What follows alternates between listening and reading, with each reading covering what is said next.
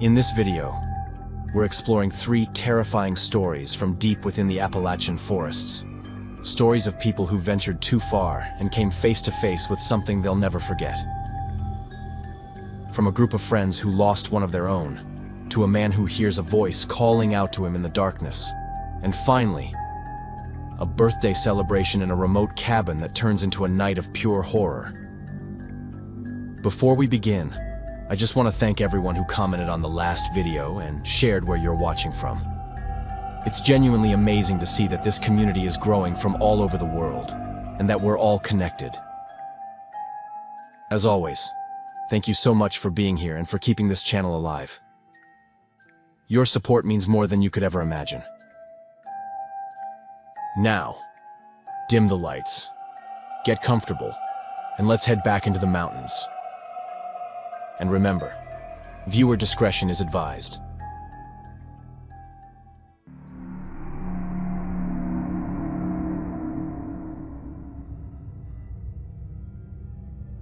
Back in 1987, when I was 23, something happened to me and my friends that still haunts me to this day. Everyone's names in this story have been changed, but every single detail is true. I hope you won't take this the wrong way, but the people involved in this story are real people, and something truly terrible happened. I need to tell this to someone, but since I have no right to stir up this story again, at least not by using real names, I'll leave those out. Another thing that needs to be kept in mind is that this all happened many years ago, in 1987, at a time when things were drastically different, from the way you asked for help to the way investigations were conducted. Maybe that's why we never got any real answers about what happened to one of us. So, in October of that year, me and 5 friends decided to do a week-long hike through the Appalachian Mountains. We had already done several hikes and camping trips together, but never in this part of the country, and never so far into the wilderness. We were perfectly aware that our plan was ambitious. About 80 miles from the north entrance down to Pactola Lake. We wanted to disconnect from the city, escape our jobs, and just breathe. Laura was our guide of sorts. She'd been in the National Guard, skilled with maps and compasses, and she kept us all feeling relatively safe. She had always been the kind of person who takes charge of a situation and knows exactly what to do. She was more than prepared to help us survive in nature. What she wasn't prepared for was how cruel and disturbed the minds of some people hiding in that very nature could be. So, we stocked up on food and supplies at a small store in Rapid City. When I mentioned where we were headed, the cashier went pale. "People disappear out there all the time," she said. "There are things out there you don't want to see." We didn't really react at the time because the truth is, we had already heard plenty of ghost stories and other tales about creatures haunting the forest.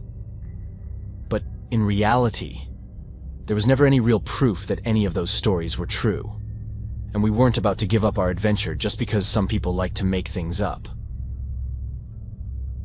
We didn't confront the lady. Everyone believes what they want. We just smiled. But as we were loading the groceries into the car, the man who had been behind us in line came over and told us not to worry about what people said around there. As long as we stayed on the trail, everything would be fine. We thanked him and went on our way. Still, the truth is, that interaction with the man left me more unsettled than I admitted. One thing is people and their superstitions. Another is someone who seemed to know what he was talking about, telling us to stay on the trail. It didn't sound like reassurance. It sounded like a warning. And the truth is, we were planning to leave the trail. But no one commented on it, and I didn't want to break the group's spirit, so we just kept going. The first 2 days of hiking were perfect, except for one situation that we kind of ignored. Spirits were high, we were young and in shape, and the forest was beautiful in that crisp October air. Near the end of the first trail, close to the area where we planned to leave the path and explore off-trail, we spotted a camp in the distance. But it was the strangest camp I had ever seen. The tents were in terrible shape, old and torn apart. But worse were the 3 people outside. Each one of them was wearing a white mask. It shocked us not only because of the masks themselves, but because they were wearing them around each other. If they were trying to scare someone, it would make more sense. But no, they were sitting in a circle around a fire, talking to one another. Even though it was obviously disturbing, we were far enough away that they hadn't seen us. At least I thought they hadn't. So we just stayed silent, kept our distance, and got out of there fast. By the next day, our second day, nothing had happened, and we were keeping a good pace. By nightfall, none of us were even talking about those 3 anymore. They had already slipped from our memory. But the third night changed everything, and when I say everything, I really mean it. One of us went into that forest and never came back out. That night, we did exactly what we had done the 2 nights before. We set up camp in a clearing near a creek, splitting between 2 tents. We spent some time around the fire talking, and then one by one everyone drifted off to bed. Even though I was one of the first to lie down, around 3 in the morning I still couldn't sleep. Melissa was awake too, complaining about her back. So we were sitting in her tent, quietly playing cards. That's when we heard it. Soft, crunching footsteps outside.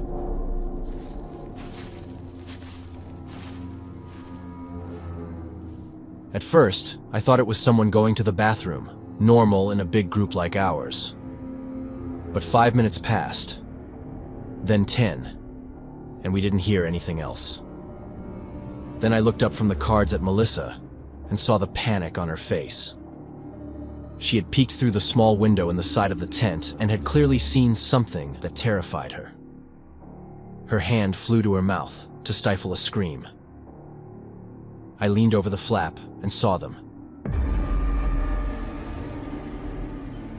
3 figures, maybe 20 yards from our camp, standing completely still. Masks covered their faces, crude, featureless cloth that hid every expression. And their clothes were ragged, like they had made them themselves. They weren't moving. They weren't talking. They were just watching. I knew immediately it was the same 3 we had seen days before. I gave Melissa the same signal, covering my mouth to stop myself from screaming. Melissa barely breathed. For what felt like an eternity, we didn't move. Then, the zipper of the other tent slid open. We didn't know if it was our friends coming out to investigate the noise, or those 3 who might have moved over to unzip it. We both leaned to see, but it all happened too fast for us to react. A scream cut through the forest, sharp and short. It was a man's scream, but it didn't sound like anyone we knew. At the same moment, Laura rushed into our tent. She shoved a knife into our hands, her face a mix of panic and the cold determination of someone on a mission. She said the men were back. She didn't know what they wanted, but whatever it was, we had to be ready to fight and run. Then she told us Tom had disappeared. No one knew where he was. She left the tent again and took up a defensive stance right in front of it. Now that the tent was wide open, we could see them clearly. They were still standing there, in exactly the same position, just staring at us. Laura yelled that we were armed, and that she had experience. It wasn't true that we were armed, but it was true she had experience, and with the right motivation, she probably could have handled them. But they didn't react. They just stayed put, watching. It was the most terrifying thing I had ever seen in my life. She called out for Tom again, but nothing. The forest around us was completely silent. Nobody moved, waiting for the other to make the first move. I don't know how long we stayed like that. Honestly, I really don't. But Laura insists it was only a short time. They simply turned around and walked back into the woods until we couldn't see them anymore. None of us moved. We didn't know if they would come back. The only thing we knew for sure was that Tom was still missing. We called out for him several times throughout the night. But nothing. None of us dared to venture into the dark forest. By 7, the sun had risen enough that we felt safe moving, searching the area to see where he might be. After an hour with no luck, we knew we had to get help. An investigation was launched that lasted more than 3 weeks. Several volunteers joined the search, but Tom was never found. The only thing discovered was one sock with blood on it. Nothing more. Almost 40 years have passed since then, and we've been told the investigation has been reopened. I hope that this time we'll finally get some answers about what might have happened the night we lost our friend, and that maybe some light will be shed on who those 3 men really were.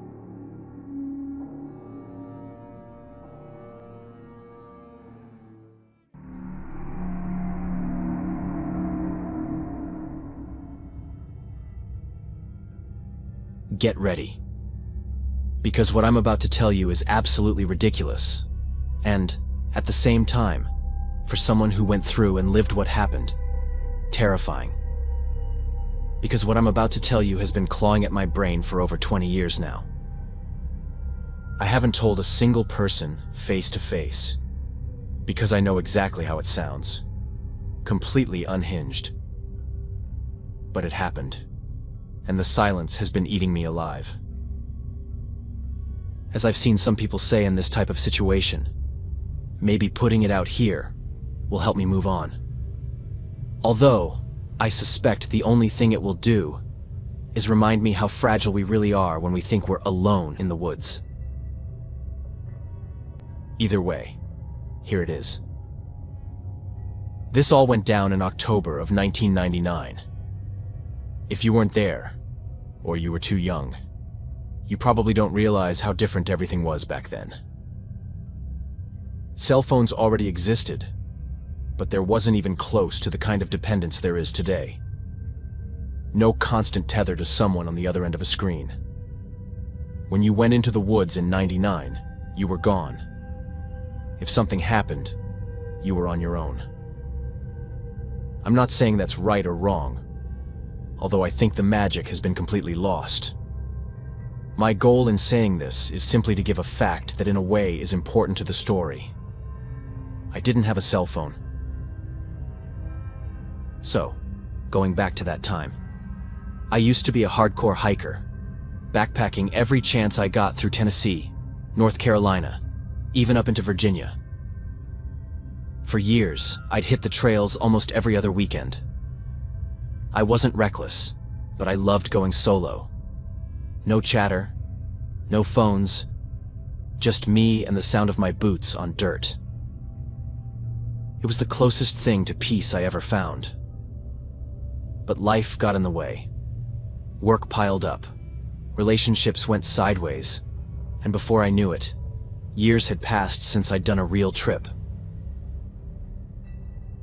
Until that fall of '99, when I finally snapped out of it and decided I was done wasting time. I dug out my old gear, cleaned off my stove, unfolded the creased paper topo maps, and picked a trail in the Smokies I'd always wanted to try. A stretch so remote that back then there wasn't any other trail nearby. I gave myself 4 days, enough to shake the rust off, but not so long I'd be dragging myself home broken. I prepped like I always did. Extra food, emergency pack, compass, and a battered flashlight with spare batteries. But I can admit now that I was cocky. I thought the years hadn't dulled me as much as they had. Day one was perfect. Cool breeze, clear sky, and the constant sound of leaves being crushed underfoot. My legs burned, but it was that good burn. The kind that makes you remember you're alive. The forest smelled like damp moss and old pine needles, and the streams were still running high from September rains. I didn't see another human after the parking lot. That night, though, things shifted. It wasn't anything obvious, just this nagging sense that I wasn't as alone as I thought. I'd set up camp beside a small clearing, got a fire going, cooked my usual dehydrated meal, and the whole time, it felt like someone was watching from the tree line. I kept glancing up mid-bite, expecting to catch a pair of eyes reflecting back. But there was nothing but darkness. It's important to say that at this point I wasn't scared at all. I was just alert. To survive when we're completely isolated, you can't just switch off your intuition. It exists for a reason. Besides, I'd already encountered my fair share of crazy people on trails I'd hiked before. In all those cases when I ran into weirdos or more dangerous situations, what saved me was precisely using my intuition, trusting my instincts. So this experience wasn't going to be any different. Sure, it's true that I hadn't gone on a trail like this in a few years, but I still knew what it felt like when something wasn't right, when you're being watched. So that night I took the proper precautions. I kept my food away from the campsite and laid several dry branches around the tent. If someone or some animal approached, I'd have time to hear it. But, aside from the feeling, nothing else happened that night. So I moved on. The second day, I pushed deeper. The path narrowed, climbed hard in spots, cut across ridges where the wind howled like a freight train. It was beautiful. But every so often, I'd get this flash of movement just beyond the corner of my vision. Once I swore, I saw something slipping behind a tree about 50 yards off. A shape low to the ground, pale against the dark bark. Obviously, I stood still trying to figure out what kind of animal it could be, and whether I was in danger. But after a few minutes, nothing happened. It was as if nothing had been there at all. By the time I set camp again, I was a bit on edge. I'd had some uncomfortable signs during the day, and I knew perfectly well they weren't monkeys in my head. My fire that night felt less like comfort and more like a barrier, light keeping whatever was out there away. I was stirring the coals when I heard it. Not footsteps, exactly, but something heavy, shifting on soft ground. Too deliberate for the wind, and too steady to be a random sound of the forest. My chest locked up. Bears crossed my mind. But this didn't sound like that. It wasn't crashing. It wasn't snuffling around. It was controlled and maybe calculated. Instinctively, I grabbed my light and swept the trees. But once again, I couldn't see anything. The fire also didn't help. It was great for seeing what was close, but it obscured anything beyond its light. Then, out of the corner of the firelight, I saw it. A low and almost crawling movement, balanced on 4 limbs, sliding between the trunks with this wrong, uneven rhythm. My brain screamed, animal. But no animal I'd ever seen moved like that. Its skin, or fur, or whatever it was, seemed too pale, almost gray-blue in the firelight. Like something that hadn't seen sunlight in a long, long time. In fact, I'd only managed to see it among the trees because it clearly wasn't an animal that needed to camouflage itself. Even so, I could only see part of it. My brain was working overtime trying to figure out what kind of animal it was and what the best plan would be. And then, my own voice came out of the dark. Clear as if I was standing 5 feet behind me. "Wanna play?" It was like the ground fell out from under me. Cold shot through my whole body. My heart stuttered. I didn't move, and I didn't breathe. Every instinct screamed to react, to do something. But I knew, with a certainty I can't explain, that answering back would be the end of me. I sat frozen, staring into the trees, gripping the handle of my knife like a lifeline. I already knew not to leave the fire. I stayed as close to it as possible. I kept the flame alive, feeding it every piece of wood I had, praying it would keep the dark at bay. Whatever was out there didn't leave. I could hear it circling, shifting. Sometimes close enough I swore I could feel the vibration in the dirt. It never crashed through the underbrush. It slid. Like it knew exactly how to move without a sound. I know it's hard to picture what I'm saying, but this is exactly what I felt at the time. And then again, I heard my own voice. At this point, I didn't understand what was said, but something was clearly said. And the voice was still mine.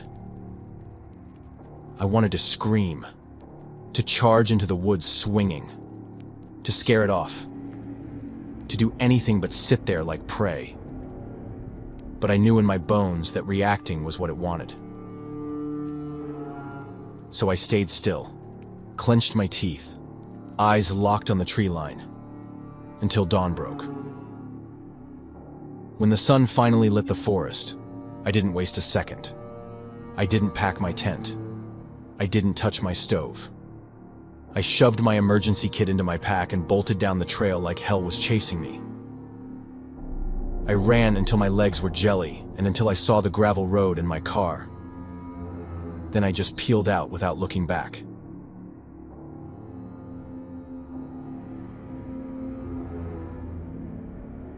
I've never told anyone except my brother until now. Not because I don't want to be believed, but because I don't even believe myself.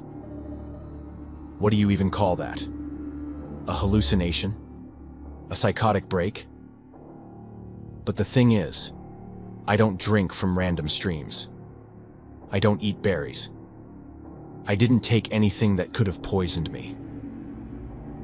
The idea that I randomly hallucinated my own voice out there feels as absurd as the alternative.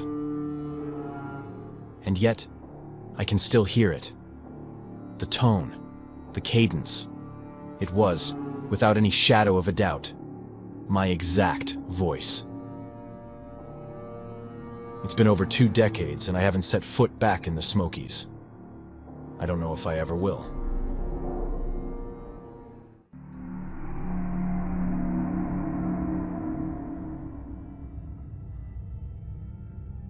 Everything I'm about to tell you happened at the end of October 1987, when I had just turned 20 years old.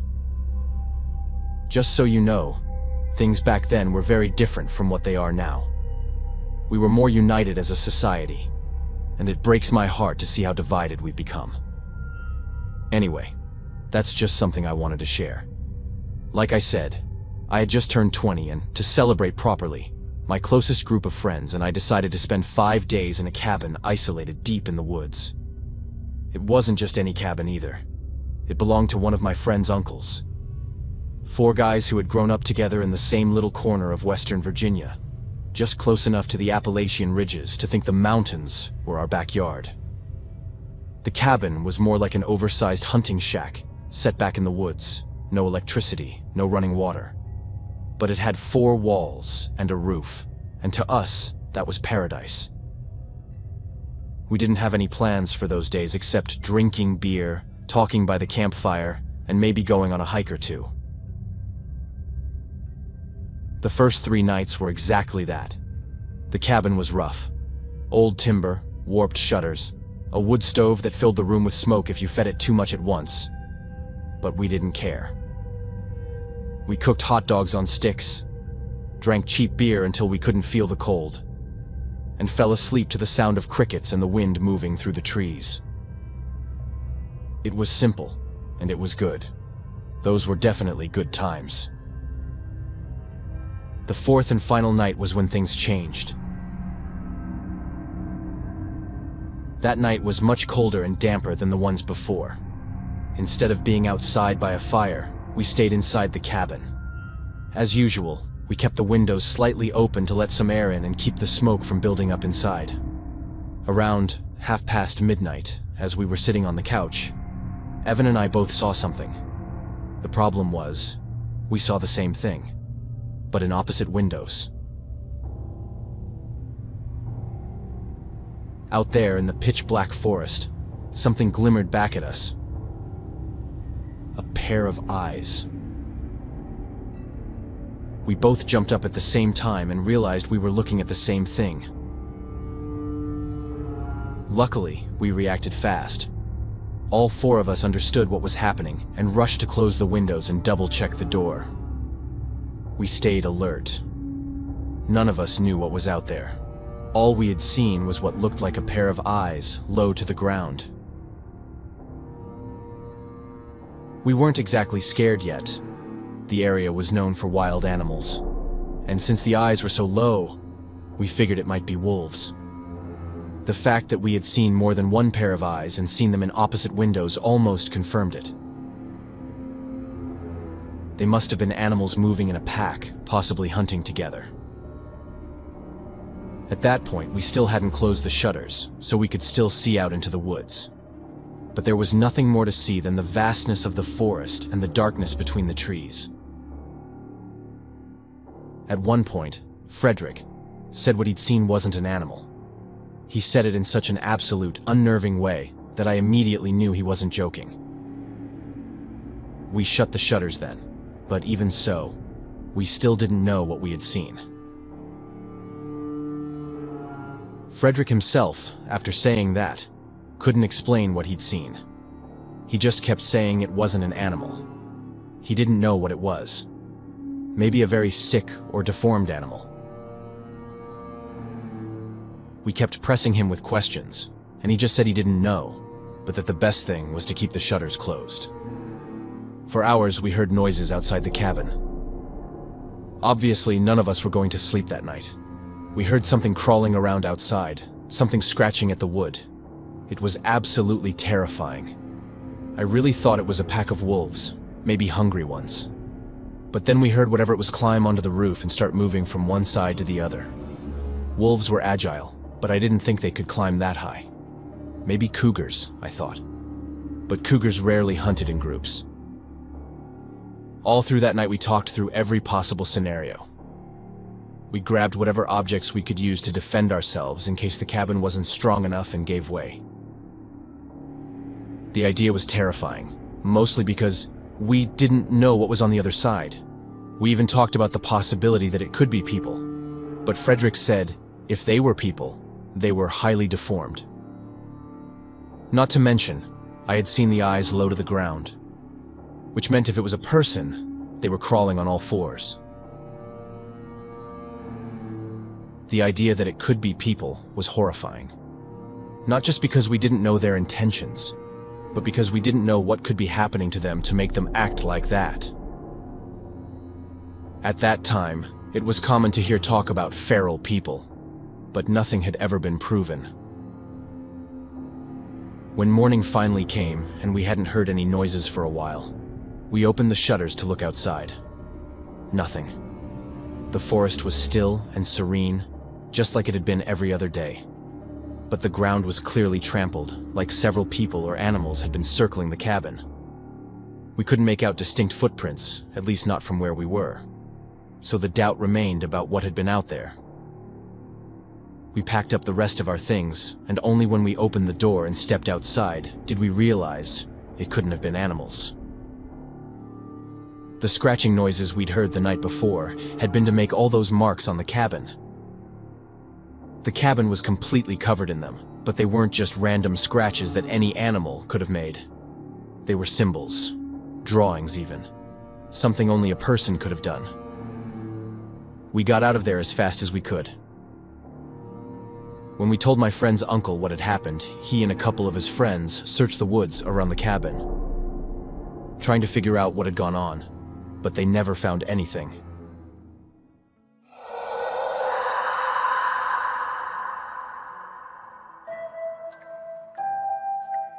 Hi everyone, and welcome to Horror Spectator.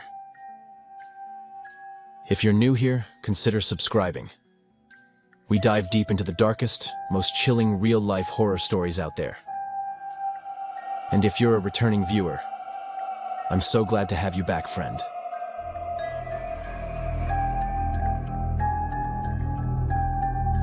Unfortunately, I don't have the best news to share today. Or maybe it's a mix of good and bad, depending on how you take it. You might have already noticed a slight difference in my voice. For a while now, I've been dealing with some symptoms, especially on days when I record more than once. I feel like I have to push harder to speak, or I need to take long breaks just to get through recordings. Some months it's been better, other times worse, and I've been trying to ignore it for a while. Going to the doctor isn't exactly cheap, and it's easy to keep putting it off. But over the past few weeks, it's become more persistent, and I finally had to get it checked. I was diagnosed with chronic functional dysphonia, which basically means I have to put more effort into speaking.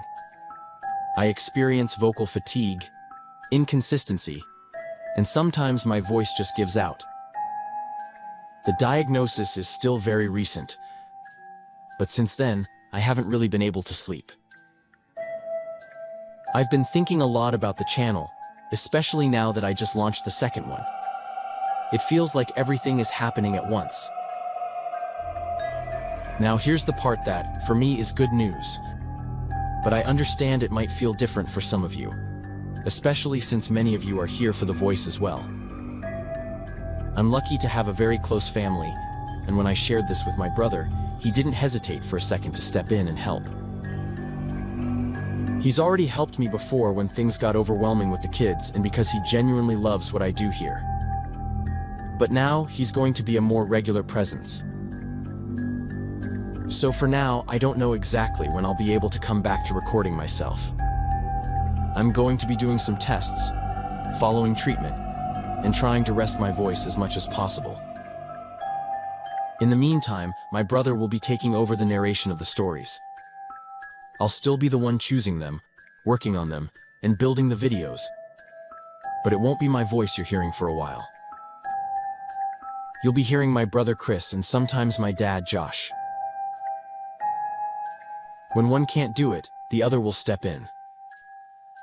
They're both a little nervous, especially my brother. But I truly believe they both have great voices, and they'll only get better with time. I'm really sorry. I truly wish I could be here doing this myself. And I hope I'll be back soon. Until then, I just want to say how grateful I am to them both. I honestly couldn't ask for a better family. And to all of you, thank you for being here and for making it this far with me. Now, dim the lights, get comfortable, and let's head back into the mountains. And remember, viewer discretion is advised.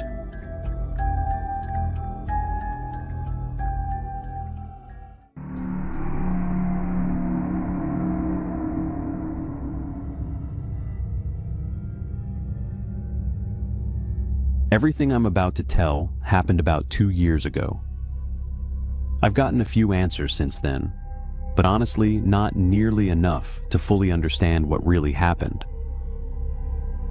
I've told this story a couple of times already, mostly because I think people need to hear about situations like this. The more I've looked into it, the more I've realized things like this aren't as rare as people might think.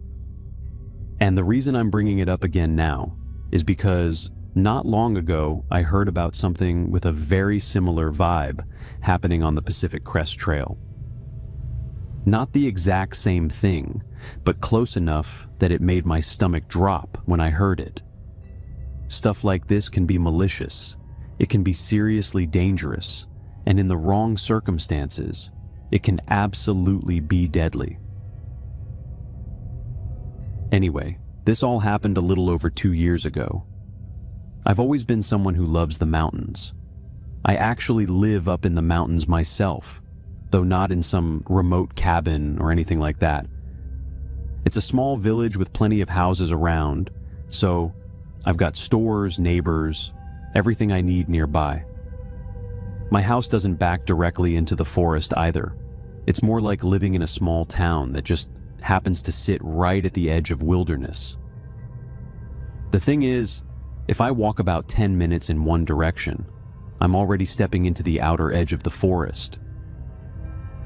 And that's honestly the perfect balance for me, because I get to live somewhere that feels normal and connected, but at the same time, I can disappear into the woods whenever I want a bit of peace and quiet. When I was younger, I used to explore those woods constantly with my friends. We'd spend entire afternoons out there, climbing rocks, following little streams, getting lost, and then finding our way back again. And I think that's where my love for hiking and climbing really started. Those mountains aren't just where I live, they're one of my favorite places in the world. I've traveled a bit over the years, seen some incredible places, but honestly, there's something about coming back home and seeing those same ridgelines again that just feels right. Nothing truly bad had ever happened to me out there before. Sure, there had been a few tense moments over the years. Anyone who spends time in remote areas knows you have to stay aware of your surroundings. When people come hiking in places like this, they sometimes forget that they're not in a park or a city trail. You're in nature, and that means predators exist. Weather changes fast, and sometimes you run into people whose intentions aren't exactly good. So being prepared goes a long way. Having the right gear, trusting your instincts, knowing when something feels wrong. All that stuff can make the difference between a story you laugh about later and a situation that turns into something much worse. Anyway, the thing that happened to me took place on the third day of a hiking trip. I had decided to explore an area I'd never really been through before, a section closer to West Virginia. In that region, there are a few temporary shelters scattered along the trails. They're nothing fancy, just simple places hikers can use if the weather turns bad, or if they're covering longer distances.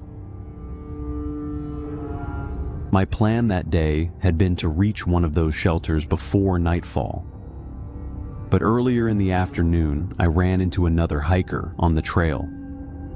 A pretty friendly guy who looked like he'd been having a rough time. His pack had busted a strap, and he was trying to patch it together with duct tape. So I stuck around for a bit and helped him out, which honestly didn't feel like a big deal at the time. But it did slow me down more than I expected. And by the time I got moving again, the sky had already started turning gray. And about half an hour later, the rain came down hard. At first, it was just a light drizzle, but pretty quickly, it turned into steady rain. On top of that, it was getting darker by the minute, and I really wasn't thrilled about the idea of navigating unfamiliar trails in the dark while everything was wet and slippery. So my first thought was simple. I figured I'd just set up my tent somewhere nearby and call it a night. The shelter I'd been aiming for was still a good distance away, and there was no way I was going to reach it before dark anyway. But then something unexpected happened. As I kept moving along the trail, I suddenly came across a structure I hadn't known was there. It was a fire lookout. Now, if you've ever stayed in one of those, you probably know they're actually pretty amazing places. Most of them sit high up on ridges or peaks, so whoever's inside can see huge sections of forest. Some are old and pretty rough, but others are still in decent condition, and hikers are allowed to use them as overnight shelters. I've stayed in a few before, and honestly, they're some of my favorite spots to spend a night out in the mountains. The only thing was, since I'd already run into 2 or 3 other hikers on that same trail, I figured there was a good chance someone might already be using it. That's usually how those places work. Whoever gets there first gets the space. Sometimes people share them, sometimes they don't. And it really depends on the vibe of whoever's already there. Still, I decided to check. The stairs leading up were damp from the rain and a little slippery, so I climbed them slowly. As I got closer, I tried peeking through the windows, and from what I could see inside, the place looked empty. That already felt like a small stroke of luck, so I opened the door and stepped inside. And right away, I felt relieved. The lookout actually seemed pretty well maintained. It looked fairly recent compared to some others I'd seen. And there were even a few supplies left behind by previous hikers. That's honestly pretty rare. A lot of these places get worn down over time because so many people pass through them, and not everyone treats them with much respect. But this one felt different. Someone had clearly taken care of it. Inside it was small but comfortable enough. There were a couple of chairs, a small structure that worked as a bed frame with an actual mattress on it, which again isn't something you always find in those places. Usually it's just a wooden platform. There was also a little built-in stove area where you could heat food, so overall I was pretty happy to have stumbled onto it. The first thing I did was change out of my wet clothes. That was my main priority at that point. I hung the damp stuff over the chairs so it could dry a bit. Then I set up my sleeping bag on the mattress and started getting settled. I'd probably been inside the lookout for about 10 minutes, maybe a little more, when I heard the first noise. It was subtle, something like a wooden board shifting slightly. At first, I didn't think much of it. Old structures make noises all the time, especially when there's wind or rain outside. So I paused for a second, looked around the room, and when I didn't see anything unusual, I just went back to what I was doing. After that, I cooked a quick meal, ate, and started winding down for the night. Before going to sleep, I sat on the mattress for a while, reading with my headlamp on. The lookout itself didn't have any electricity, so my headlamp and a small flashlight were the only sources of light in the whole place. Outside the windows, the forest had already turned completely black. That combination created this weird kind of atmosphere inside. Not exactly scary, but very quiet, very isolated, almost like being in a cabin lit only by candlelight. I was feeling pretty comfortable until I heard another sound. And this time, it was closer. I stopped reading immediately and looked up. Again, I slowly scanned the whole room, trying to figure out where it had come from. But I couldn't see anything. Still, something about it made me pause a little longer this time. Because even though I couldn't find the source, I was starting to feel that strange kind of discomfort. The kind that creeps in slowly when something in your gut starts telling you that maybe you're not quite as alone as you thought you were. So, for the first time since getting there, I actually stood up from the bed and started looking around properly. And the weird thing was that the whole place suddenly felt different. Not in a way I could clearly explain. Just that strange feeling like something inside the cabin had slightly shifted. Which made no sense at all because the fire lookout was tiny. I mean, genuinely tiny. There was nowhere for another person to hide in there with me. But still, I had heard that noise. There was no denying that. And even though a part of my brain kept trying to tell me it was probably nothing, I wasn't about to be the kind of person who ignores their instincts just to feel better. So I started walking around the inside of the lookout, slowly checking everything. I looked behind the chairs, near the stove, then crouched down and checked under the bed frame too. The structure was pretty solid and lifted a bit off the floor, so I figured maybe some small animal had crawled underneath somehow. But when I looked, there was nothing there, not even a shadow moving. After a few minutes of searching, I had to admit to myself that I couldn't find anything wrong. And that left me in this slightly uncomfortable middle ground, where I couldn't explain the sound, but I also couldn't point to anything actually dangerous. For a moment, I even considered grabbing my gear and leaving anyway. If the weather had been clear, I probably would have done exactly that. Just walked a little farther into the forest and set up my tent somewhere away from the lookout. But when I stepped closer to the window and looked outside, the rain was still coming down, and the forest had turned completely black. Not the kind of dark you get near cities where there's still a glow in the sky.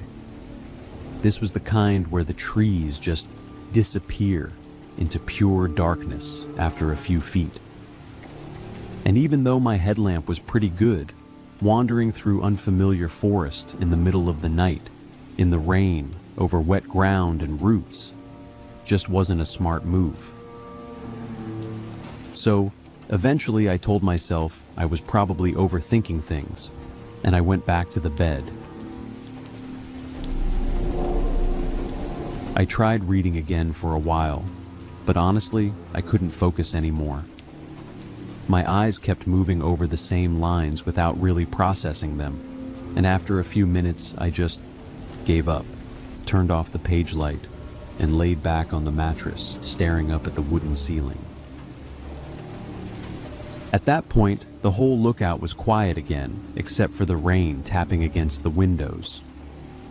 I'd been lying there maybe 5 minutes, just staring up into the dark, when I noticed something. At first, it was so faint, I thought my eyes were playing tricks on me. But then I saw it again. Right above the bed, on the ceiling, there was the faintest little flicker. Not a beam of light, nothing strong like that. Just a tiny little glint that appeared for a split second, and then disappeared. Almost like something reflective catching a bit of light. I kept staring at it. A few seconds passed, and then it flickered again. A tiny point of light, barely visible, blinking once every now and then. The only reason I even noticed it was because I was already lying there staring at the ceiling. If I had just gone straight to sleep, I never would have seen it. The moment my brain actually processed what I was looking at, my entire body went cold. Because suddenly, it was obvious that someone was above me. Somewhere on the roof of that fire lookout, either outside or hidden in some kind of recess in the structure, there was someone positioned directly over that spot, watching me the entire time. My whole body felt like it was buzzing with adrenaline at that point, like every nerve had switched on all at once. But somehow, I forced myself to stay still for a few seconds and think about what I needed to do next. I basically had two choices. I could grab the big pack that had most of my supplies in it, things like food and extra gear, Or I could grab my smaller backpack, which only had a couple of protein bars in it, but also had my handgun and my satellite phone. The decision took maybe half a second, and the moment my brain made it, my body just moved. I jumped up from the bed, rushed to the smaller backpack, grabbed it, swung the door open, and bolted down the stairs as fast as I could. The second my boots hit the ground outside, I heard movement above me. Whoever had been up there had clearly not expected me to run like that, because a moment later I heard them scrambling down as well. At that point, I didn't really have time to process anything. The only thought running through my head was that someone had been inside that structure with me the entire time, waiting for me to fall asleep so they could do whatever they had planned to do. And I had no intention of sticking around to find out. So I ran. I ran as fast as I could into the forest, rain hitting the leaves all around me, branches slapping against my jacket as I pushed through them. But there was a problem. The flashlight I had in this smaller bag wasn't nearly as strong as the one I'd left inside the lookout. The main one had a powerful beam that could cut through the trees pretty well, but this one was weaker. I could see the ground just enough to keep moving, but anything more than a few feet ahead was just darkness. So I was basically sprinting half blind through wet forest, trying not to trip while also fumbling with the bag to pull the flashlight out properly. At the same time, I kept shouting back over my shoulder that I was armed and that I wouldn't hesitate to fire if I had to. The truth, though, was that I had no idea if the person chasing me was armed too, and I could hear them behind me. Not right on top of me, but definitely running in the same direction, crashing through branches and leaves as they followed. And then the inevitable happened. Between the rain, the slippery ground, and the roots sticking out everywhere, my foot caught on something, and I went down hard. I hit the ground, and my head slammed against the dirt, and for a moment, everything went a little fuzzy. That's when real panic hit me, because I was suddenly on the ground, dizzy, vulnerable, and I knew the person behind me was still coming. So the only thing I could do was reach into the bag, grab the handgun as fast as I could, and bring it up in front of me. I pointed it toward where I knew he was coming from. At that point, he was maybe 16 feet away from me, but I still couldn't see him clearly in the darkness. I just knew he was there. Then I saw movement. And a second later, he stepped into the faint edge of my flashlight beam. He was dressed completely in black, and he had some kind of hood over his head. Not the hood of a jacket either. More like one of those fabric hoods that cover most of your face, leaving only small openings. I aimed the gun directly at him and told him that if he took one more step, I would fire. Now, a lot of people like to think they know how they'd react in a moment like that. They imagine themselves pulling the trigger without hesitation. But the reality of holding a gun in your hand and actually being seconds away from using it on another human being is something completely different. Your body is flooded with adrenaline, your mind is racing, part of you wants to act immediately, while another part is trying to process what's even happening. Maybe I should have shot him in the leg. Maybe I should have tried to disable him and call the police right there. But in that moment, I just couldn't do it. So we stood there for a few seconds. Me on the ground, soaked and shaking, the gun pointed straight at him. Him standing about 16 feet away in the dark. Then, without saying a single word, he slowly turned around and disappeared back into the trees. I stayed there on the ground for a while after that, completely drenched from the rain, my whole body shaking from the adrenaline rush. Not even really from fear anymore, just the aftermath of everything that had just happened hitting me all at once. Eventually, I managed to grab my satellite phone and call the park rangers. I explained where I was and told them exactly what had happened. Then I just waited. It took them about 3 hours to reach me. By the time they finally got there, the sky was already starting to lighten a little, since I'd gone to sleep pretty late that night to begin with.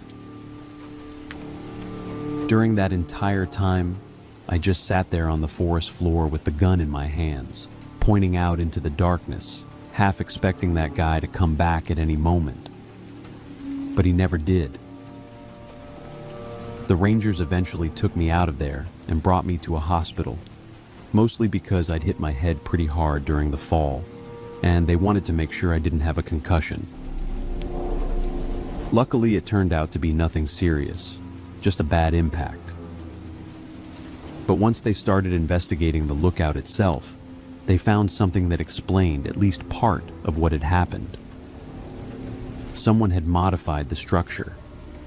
Specifically, they had created a small hidden opening in the ceiling, right above the bed. The simple idea of someone being that sick leaves me completely creeped out. So, after everything that happened, there was obviously an investigation. The park rangers went back to the fire lookout with law enforcement, and from what they later told me, they were able to confirm that the structure had actually been tampered with. That small opening in the ceiling above the bed wasn't part of the original design. Someone had deliberately modified it, so there was a narrow space above the roof beams where a person could hide, or at least lie flat and look down through that gap. This means that whoever had been up there wasn't just passing through or hiding from the rain. They had built that space on purpose. And the position of the hole right above the bed made it pretty clear what the idea behind it was. Someone could stay hidden up there, wait for someone to come in, wait for them to fall asleep, and then do whatever they planned to do once that person was completely vulnerable. A few days after the incident, they told me they had actually detained a man somewhere in the forest. Apparently, he had some strange things in his possession, stuff that could be used to restrain someone. They didn't go into a lot of detail with me, but the way they explained it was that he was considered a person of interest, and that the circumstances in which he was found were suspicious enough that they wanted to question him. At one point, they even asked me to come in and try to identify him. But the moment I saw the guy, I knew it wasn't him. I'm absolutely certain about that. The man who chased me that night was taller, noticeably taller, and much more heavily built. The guy they brought in looked smaller, thinner, and honestly just didn't match what I had seen in those few seconds when the flashlight beam hit him in the forest. So, I told them exactly that. I said I couldn't confirm it was the same person. Now maybe that other guy was doing something strange out there too. Maybe he had nothing to do with my situation. Or maybe there was some kind of connection that was never fully explained. I honestly have no idea. The police never followed up with me about it in detail, and eventually the whole thing just sort of faded out from their side. But one thing I know for sure is that the man who was inside that fire lookout with me, the one who chased me into the forest, was never found. And that's the part that still bothers me sometimes, because I don't know how long he had been hiding in that space above the ceiling. I don't know if he had just gotten there that day, or if he had been waiting there for hours, or even longer, hoping someone would eventually show up. What I do know is that he was clearly waiting for someone to walk into that lookout, get comfortable, fall asleep, and become an easy target. And that realization is honestly terrifying. Since then, I've actually heard about 2 other cases that were somewhat similar. Not in fire lookouts specifically, but in those temporary shelters you sometimes find along hiking trails. Apparently, there have been situations where people modified those structures too, either creating hidden openings, false panels, or ways to trap someone inside. I don't know how common it really is, and I don't want to sound like I'm trying to scare people away from hiking, because most of the time, these places are completely safe. But after what happened to me, I can tell you one thing for sure. I will never again walk into one of those shelters or lookout towers and just assume everything is normal.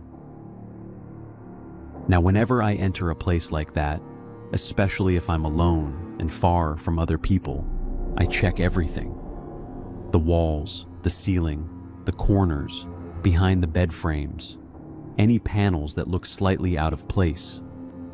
I make sure there aren't any hidden spaces, false walls, anything that could allow someone to watch from above or hide nearby.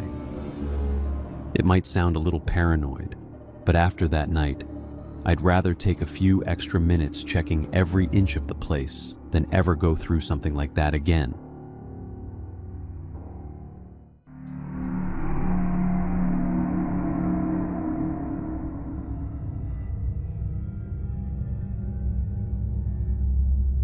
Growing up, I was always a chubby kid.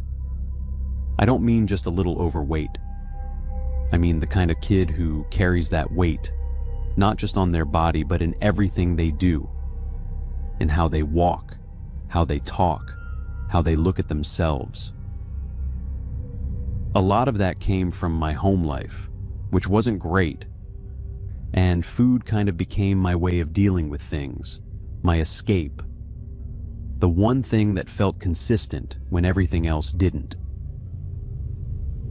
But then on top of that, school wasn't any better, because kids notice those things, and they don't let them go.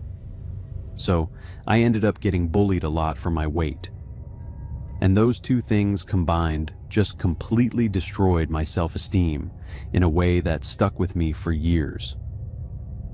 Even later on, when I hit my teenage years and started working out, eating better, and eventually got into really good shape, none of that actually fixed what was going on in my head, because every time I looked in the mirror, I still saw that same kid, the one people used to laugh at, the one nobody wanted to be around.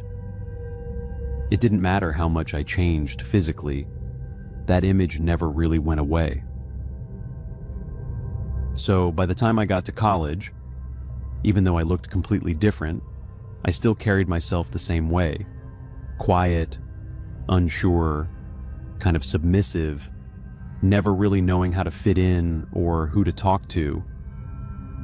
And people, especially other guys who were insecure in their own way but better at hiding it, could pick up on that immediately and would still mess with me, just in more subtle ways. I'm saying all of this just to give you some context, because when one of the most popular guys in my class invited me to go on a hike with him in the mountains, I didn't even hesitate. I said yes immediately, because I was starving for real connection, for real friendship. And in my head, I thought that if someone like him accepted me, everything would change. People would start seeing me differently, like I belonged, like I was one of them. But more than that, I think I just wanted to finally be able to look at myself and see someone worth being around. So, when he suggested we drive out to a trail in West Virginia, I went along with it without questioning much, even though it was about a 2-hour drive from where we lived, and even though the forest he picked was one I had heard about my whole life from my grandparents, who used to tell these weird, unsettling stories about things that happened out there. I'll be honest, I was a little nervous about going, But I didn't want to show that. Not to him. Not when I finally had a chance to be included in something. What I did find a little strange, though, was that he wanted it to be just the two of us. And when I asked about it, he told me his friends didn't want to come because they were scared of the stories about the place, and that he figured I wouldn't be like that I'd be cool enough to go anyway. And I'm not gonna lie, that got to me. It boosted my ego in a way I wasn't used to. And during the drive, I actually felt good, like maybe this was the start of something different for me. The plan was to camp for 2 nights and do some hiking around the area. But pretty early on, I started noticing something that didn't sit right with me. Because while I had brought a tent, proper gear, extra food, basically everything you'd expect for a couple of nights out there, he barely had anything with him. At first I thought maybe I had just over-prepared, which is something I tend to do. But looking back now, I'm pretty sure he never planned on staying out there that long in the first place. We started hiking, and about 20 minutes in, we were still on the more popular part of the trail, so there were a few people around. Nothing unusual, just other hikers enjoying the weather. But then there was this moment where we stopped for a bit, and I swear I saw him making some kind of gesture toward a guy who was walking past us. It wasn't obvious, but it wasn't nothing either, and it immediately caught my attention. I asked him if he knew the guy, and he just kind of brushed it off, saying no, that the guy had made some weird motion and he was just trying to figure out what it meant. But the way he said it felt off, like something made up on the spot, and I couldn't shake that feeling. It was small, but it stuck with me. And for some reason, it made me uneasy enough that I told him I was going to grab some water. And while I was reaching into my bag, I also took the knife I had brought. Just a kitchen knife, nothing special, but sharp, and moved it into the small pouch I kept on me so I could reach it quickly if I needed to. I didn't even fully understand why I did that at the time. It just felt like one of those instinctive decisions you make without thinking too much about it. And looking back, I'm really glad I listened to that feeling. Later that day, after we had been walking for a while and hadn't seen anyone else on the trail for at least an hour, we stopped again, and he told me he was going to step off the trail for a second, said he needed to take a leak, and walked off into the trees. At first, I didn't think much of it, but after a minute or two, I started to notice how quiet everything had gotten. And that's when I saw him, a man standing in the distance, partially hidden between the trees, just watching us. The moment I looked directly at him, he started walking toward me. I called out to Jake, trying to keep my voice steady, telling him there was someone out there and that he was coming our way, but there was no response. That's when something in me really started to shift, because it didn't make sense. Why had he gone so far off the trail? Why wasn't he answering? Where was he? I moved toward the direction Jake had gone, calling his name again, but there was nothing, no movement, no sound, just that growing feeling that something was very, very wrong. And then, out of the corner of my eye, I saw the man getting closer, picking up his pace slightly, not running, but not exactly walking normally either, and that was enough for me to panic. So I turned and started heading back toward the trail as fast as I could, calling for Jake one last time, but deep down, I already knew he wasn't coming back. I couldn't see him anywhere, and the longer I stood there, the worse it felt, so eventually I just started running. And that's when I saw the second man. He stepped out from the side, and I recognized him instantly as the same guy from earlier, the one I had seen Jake making gestures to, near the start of the trail. And in that moment, everything just clicked into place in the worst possible way. Jake hadn't invited me out there to hang out. He had set me up. I don't think I've ever felt that kind of fear mixed with betrayal at the same time, because the one person I had trusted, the one person I thought might actually see me differently, had just handed me over to something I didn't even understand yet. I didn't think, I just ran, and the only thing that saved me in that moment was the fact that all those years of working out, of pushing myself, of refusing to go back to who I used to be, actually meant something, because I was fast enough to put some distance between us, at least for a while.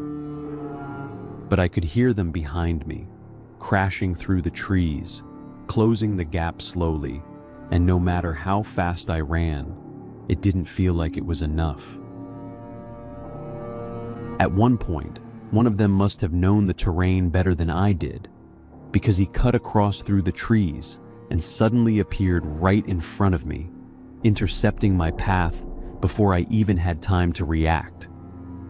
I barely had a second to process what was happening before he lunged at me, and all I could do was pull out the knife and swing it without really aiming, just trying to get him off me. I felt the blade connect with something, and he let out this horrible raw sound, immediately pulling back, clutching his arm, and I saw that I had torn into his bicep. Not clean, not precise, just enough to make him let go. Then I didn't stop again. I couldn't. I just kept running, gripping the knife, my heart pounding so hard it felt like it was going to explode, until eventually I saw someone ahead on the trail. Another hiker. At first, when he saw me coming out of the trees, covered in dirt, holding a bloodied knife, he panicked and started backing away. But I started yelling, trying to explain between breaths that there were people behind me, that I needed help, that I wasn't the threat. And I think something in my voice made him stop. He actually decided to help me. Something in my voice made it clear that I wasn't exaggerating, that I wasn't just some guy being dramatic. I was genuinely panicking, and I needed help right then and there. And he picked up on that immediately. He told me pretty quickly that he knew that trail really well, that he'd hiked that area multiple times before, and that not too far from where we were, there was a small shelter, kind of tucked away, where we could hide out and get through the night safely. And he also mentioned that he had some form of protection on him, so I shouldn't worry, that he wasn't just gonna leave me hanging if those guys showed up. That did calm me down a bit, I'm not gonna lie, but at the same time, there was still this part of my brain that just wouldn't shut off, this constant voice telling me that I'd already trusted the wrong person once that day. So, what was stopping me from making that same mistake again? For a while, I genuinely wondered if he could be involved too, if maybe this whole thing was bigger than I thought. Like maybe they were all in on it somehow. So, even as we made our way to that shelter and settled in for the night, I kept catching myself glancing over my shoulder, listening to every little sound in the woods, every branch snapping, every shift in the wind, thinking that at any moment those guys would come out of the darkness and that this man next to me would suddenly switch on me as well. The night felt incredibly long, like time had just stretched out in the worst possible way, and my mind kept running through scenario after scenario, none of them good, all of them ending with me not making it out of there. But the truth is, nothing actually happened. He stayed calm the whole time, kept reassuring me in a way that didn't feel forced, didn't feel fake, just steady, like someone who had been in tough situations before and knew how to keep it together. At one point, I remember asking him why he even bothered helping me, because most people wouldn't get involved in something like that. And he just kind of shrugged and said he had a younger brother, probably around my age. And if something like that ever happened to him, he'd hope someone would step in and help. There was something about the way he said it that felt real, not like an excuse, not like something rehearsed, just honest. And I think that's when I finally started to relax a little, not completely, but enough that those last couple hours before sunrise didn't feel as suffocating as the rest of the night. Once morning came, we packed up and started moving again, sticking to the trail and keeping a steady pace. And after a while, we finally reached the trailhead, where there were other people around, which immediately made me feel safer, like I was back in the real world again. We were able to contact the authorities pretty quickly, and they showed up not long after. And then Jake showed up.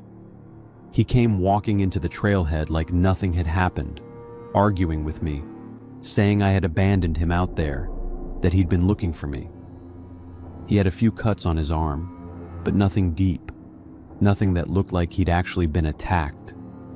And the more I looked at him, the more everything started to click in my head all at once. The lack of gear from the beginning, the way he disappeared at the exact moment those guys showed up, the fact that he didn't respond when I was literally shouting his name, and then the idea that somehow they went after me but just let him go. It didn't make any sense, unless he was part of it. I told the police everything, every little detail, including the fact that I was almost certain he was involved, that those men didn't just randomly appear, that there had to be some kind of setup. And to their credit, they did take it seriously. They said he would be looked into. They said that his story didn't fully add up either. But at the same time, there wasn't enough solid proof to actually do anything about it, so nothing really came of it in the end, and that was probably one of the hardest parts. Just knowing that he got to walk away from it. For the rest of college, I lived with that in the back of my mind, constantly, always watching where I was going. Never walking alone at night, avoiding isolated areas on campus, because I genuinely didn't know if he'd try something again, or if those people were still out there somewhere. It changed the way I saw people, the way I trusted people, and honestly, it took me a long time to get past that. Eventually, I graduated, I moved out of state, got away from all of that, and little by little I stopped looking over my shoulder every 5 seconds. But those 3 years, they left a mark. I did stay in touch with the guy who helped me though, because the truth is, if it wasn't for him, I don't know how that situation would have ended. And funny enough, he really did have a younger brother around my age, and over time we actually became close. So in a weird way, something good did come out of all of this, and now I kind of see both of them as family. I wanted to share this because sometimes the people you trust the fastest are the ones you should be the most careful with. And I know what it's like to feel invisible, to want acceptance so badly that you ignore your instincts. But if there's one thing I learned from all of this, it's that your gut feeling is there for a reason. Listen to it.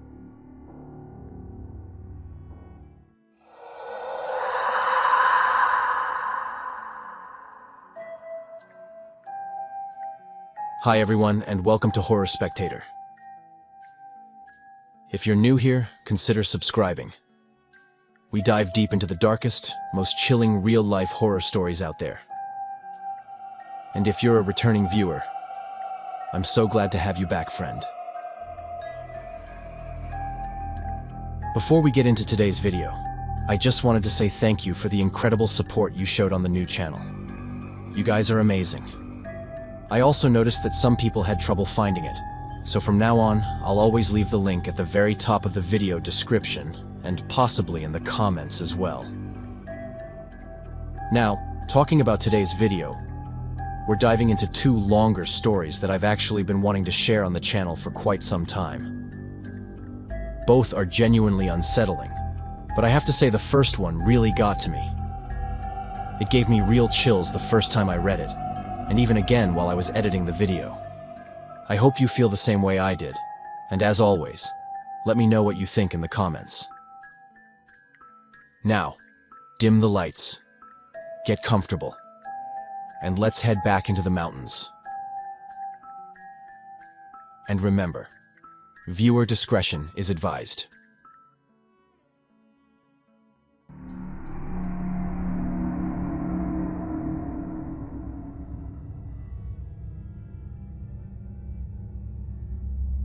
Me and my wife have always been pretty adventurous people. We love hiking, climbing, spending time in the mountains, and over the years we've invested in quite a bit of gear to keep ourselves safe whenever we go camping. Anyone who has camped in remote places knows that when you're sleeping in a tent, you're basically protected by nothing more than a thin layer of fabric. And whatever is out there, whether it's animals or people, is only a few feet away. And honestly, believe me when I say that people are usually a lot scarier than animals. Over the years, the two of us have had a few encounters that were, let's just say, a little messed up. Strange hikers, people behaving oddly out in the woods, things that made us pack up and leave a place earlier than we planned. But even with all of that, nothing we had experienced before was anything like what happened during the trip I'm about to tell you about. Even now, it still disturbs me, mostly because of how surreal and different it was from anything I had ever heard about before. And it was probably because the person who tormented us was pretty messed up. A total lunatic. And it's honestly scary to think someone can go that far. A while back, we decided to spend a week in a part of the Appalachian Mountains on the Pennsylvania side, an area where we had already camped a few times in the past. It's not a very well-known location, and for that reason I'm not going to mention the exact place, because I don't want it to suddenly turn into some kind of weird tourist attraction because of what happened. That sort of thing happens sometimes, and I'd rather avoid it, especially since there's a very small village not too far from there. And if that place suddenly filled up with curious people, it would probably lose all of its charm. So the area was fairly isolated, although not completely cut off from civilization. If you walked for about an hour along one of the trails, you could reach that little village, but other than that, there really wasn't much going on around there. Instead of camping this time, we decided to rent a cabin. It was actually the same cabin we had stayed in the year before. We had liked it a lot. The owner had been very friendly, and when we contacted him again, he even gave us a small discount since we were coming back for a second stay. Everything felt perfect. It was a place we already knew, and we sometimes joked that it was almost like our little home during that time of the year, because the previous year we had visited during the exact same week.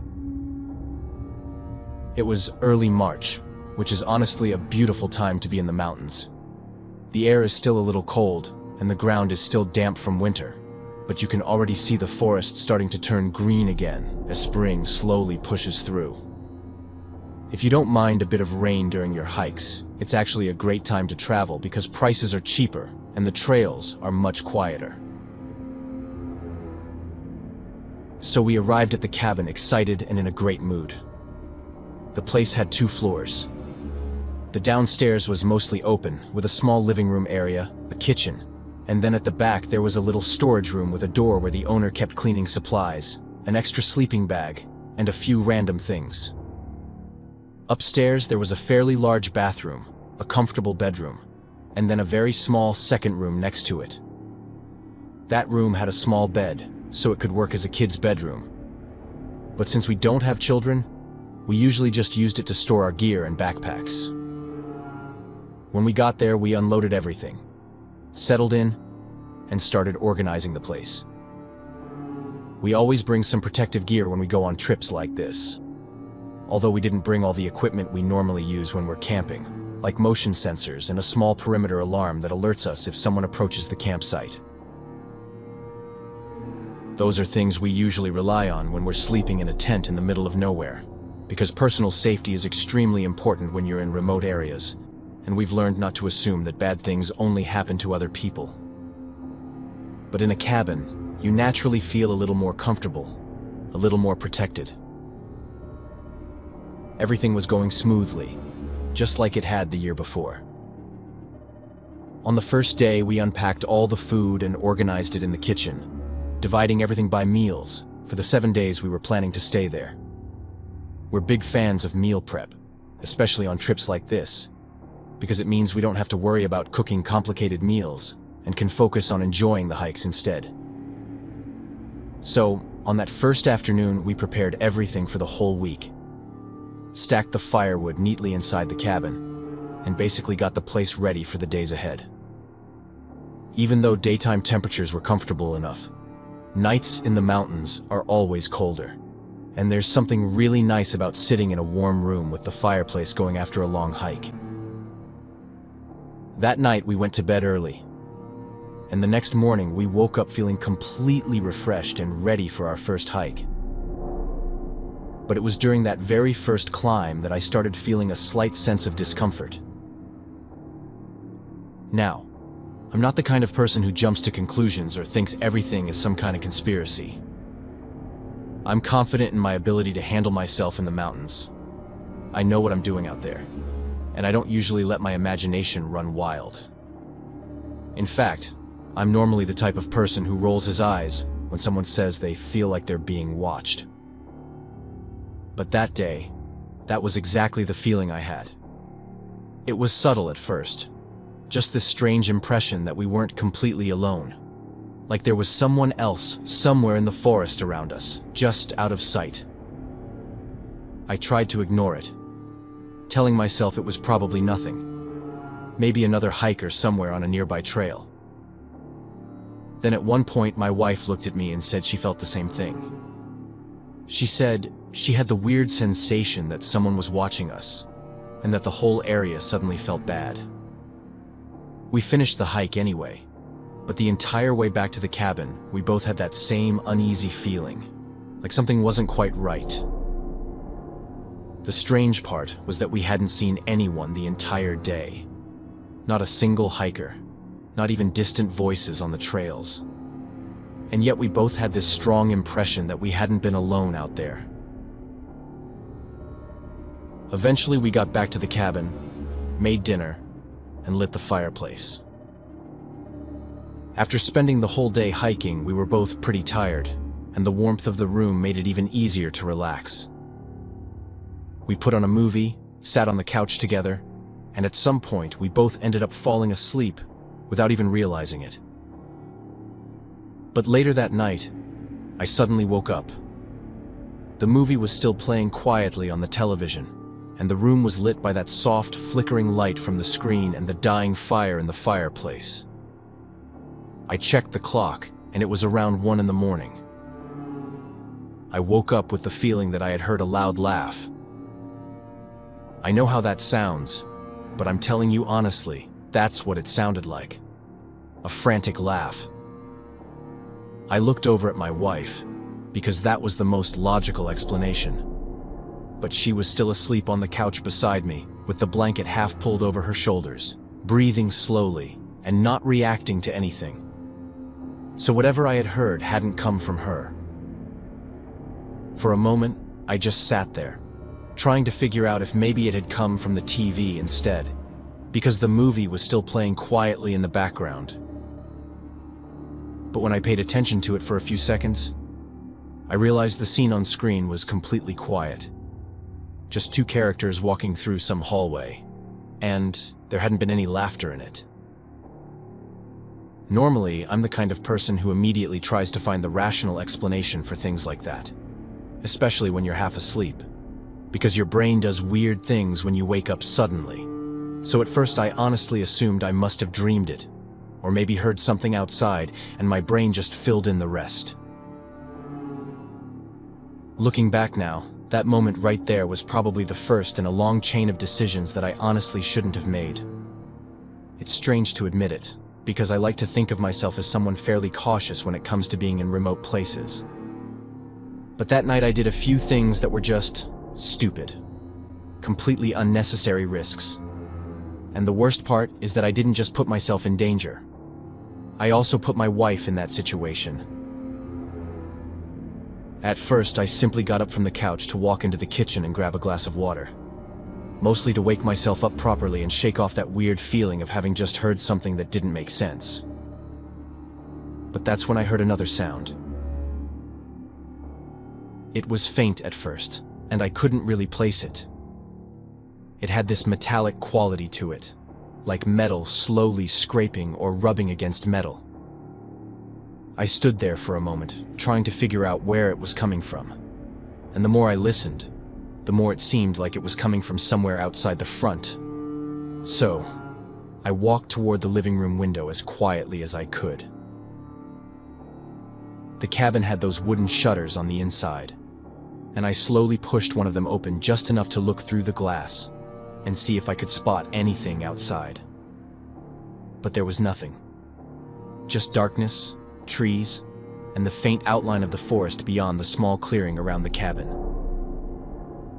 The sound continued though, slow and rhythmic. Curious, I unlocked the window and pushed it open slightly, just enough that the sound became clearer. And that's when it clicked. It sounded exactly like a swing. Not the clean sound of a new one, but the creaking metal of an old playground swing. The kind you'd hear in a schoolyard where the chains have started rusting and every movement produces that long, tired squeal of metal grinding against metal. It was such a bizarre thing to hear out there that for a few seconds I just stood there, trying to process it. A swing in the middle of the woods, at 1 in the morning. And that's when I made the decision I mentioned earlier, the irrational one. Instead of closing the window and forgetting about it, instead of waking my wife or just locking the doors and staying inside like any normal person would probably do, I grabbed the keys from the small table near the door and quietly stepped outside. My wife was still asleep on the couch, and she's always been a very heavy sleeper, so I didn't expect the door opening to wake her. I told myself I was just going to take a quick look. That was it. The cold night air hit me the moment I stepped outside, and the sound of the swing immediately became clearer. It was definitely coming from somewhere just beyond the trees in front of the cabin. So I started walking toward it. Slowly at first, trying not to make too much noise on the gravel and damp ground around the clearing. And that's when I started hearing something else mixed in with the creaking. Every now and then, between the slow movements of the swing, there was a quiet little laugh. Not the loud, frantic laugh I had heard earlier. This one was softer, almost like someone quietly chuckling to themselves. It was unmistakably an adult voice, but there was something about the way it sounded that made the hair on the back of my neck stand up. It wasn't a normal laugh. It sounded strange somehow, like someone enjoying something in a very private, unsettling way. That was the moment I really started feeling scared, because suddenly none of it made sense anymore. We were deep in the forest, miles away from anything resembling a playground or a park. And yet there I was, standing in the dark, listening to a rusty swing creaking back and forth, while someone out there laughed softly to themselves. It was completely out of place, completely surreal. And then I saw him. Even now, when I think back on that moment, it still feels like something out of a nightmare. Hanging from one of the larger branches of a tree about 20 yards away was a swing that had clearly been put together by hand. Just a wooden plank tied with chains over the branch. And sitting on it, slowly rocking back and forth in the moonlight, was a grown man dressed as a clown. He was just swinging there, pushing lightly with his feet every few seconds, his head tilted slightly forward as if he was watching the ground while quietly laughing to himself. It looked less like a real situation and more like something out of a horror movie. Or maybe something you'd see in a psychiatric hospital if someone had escaped and wandered into the woods. For a second, I honestly couldn't even process what I was looking at. My brain just refused to accept that what I was seeing was real. I had already started turning around to head back toward the cabin when the swing suddenly stopped moving. The man lifted his head slowly and looked directly at me. Even from that distance, I could see the white makeup on his face and the exaggerated smile painted across it. Then he said one word, just a casual little greeting. But the way he said it sent a chill straight through me. Every instinct in my body suddenly kicked in at once, and I turned and ran. Behind me, I heard the chains of the swing rattle as he jumped off it, and a second later, I could hear him running too. That was the moment pure panic set in. I started shouting for my wife as loud as I possibly could while sprinting back toward the cabin, yelling for her to open the door even though part of me was convinced she wouldn't hear me. Like I said, she sleeps deeply, and normally something like that wouldn't wake her. But I must have been screaming at the top of my lungs, because just as I reached the porch, the front door suddenly flew open. My wife was standing there, completely confused and terrified, asking what the hell was going on. I barely managed to get inside before slamming the door shut behind me. Almost immediately, there was a heavy impact against the other side of it. It sounded like someone had just thrown their entire body against the door. My wife was now yelling too, asking what was happening, and I was trying to explain between breaths that there was a clown outside, which even as I said it out loud, sounded completely insane. Then we heard a tapping sound at the window, and we both turned toward it at the same time. He was standing right there, his hand pressed flat against the glass, tapping slowly, while he stared at us through the window I had opened earlier. And he was smiling, just standing there in the darkness outside the cabin, smiling straight at us. Luckily, I had closed the window before stepping outside earlier. Otherwise, he would have had direct access to the room. I didn't waste time thinking after that. I grabbed the handgun we had brought with us and aimed it toward the window, shouting that I had no problem using it if he didn't leave us alone. For a few seconds, he didn't move. He just stood there staring. That was when my wife completely snapped. Before I even realized what she was doing, she grabbed the gun from my hands, aimed it slightly away from the window, and fired a shot into the wooden wall near it. The sound of the gunshot inside the cabin was deafening. She shouted that if he didn't leave immediately, the next one would be aimed directly at him. For the first time since we had seen him, the clown actually reacted.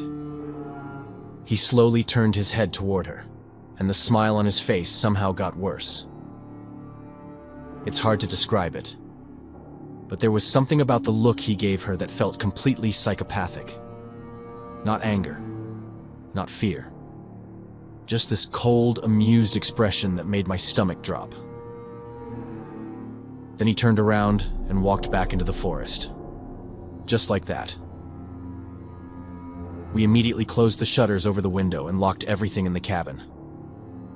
Neither of us slept for the rest of the night. The next morning, as soon as there was enough daylight to see properly, we ran straight to the car and drove out of there as fast as we could. Of course, we reported everything. The police eventually found the swing hanging from that tree, exactly where we had described it. It had clearly been built by someone and left there intentionally. Because of the gunshot, we ended up having to pay for the damage to the cabin wall. Although the owner was surprisingly understanding and actually covered part of the repair costs himself once he heard what had happened. I think he felt genuinely bad that something like that had happened on his property. He wasn't the one who built the swing. In fact, Even though it was fairly close to the cabin, it wasn't close enough that it would make sense for something like that to be there for a kid to use while their parents watched from the house. And the truth is, he had no idea that Swing was even there. As far as we know, there haven't been any other incidents reported there since. But no one ever figured out who that clown was, why he was out there in the middle of the night, or whether he even knew we were staying in that cabin before he saw me step outside. Maybe he just wanted to scare someone. Maybe he was completely insane. All I know is that the way he slammed into that door showed he could run incredibly fast. And the way he looked at my wife when she threatened him is something I'll probably never forget. We haven't gone back to the forest since. Not after a night like that. I think some experiences just stay with you forever.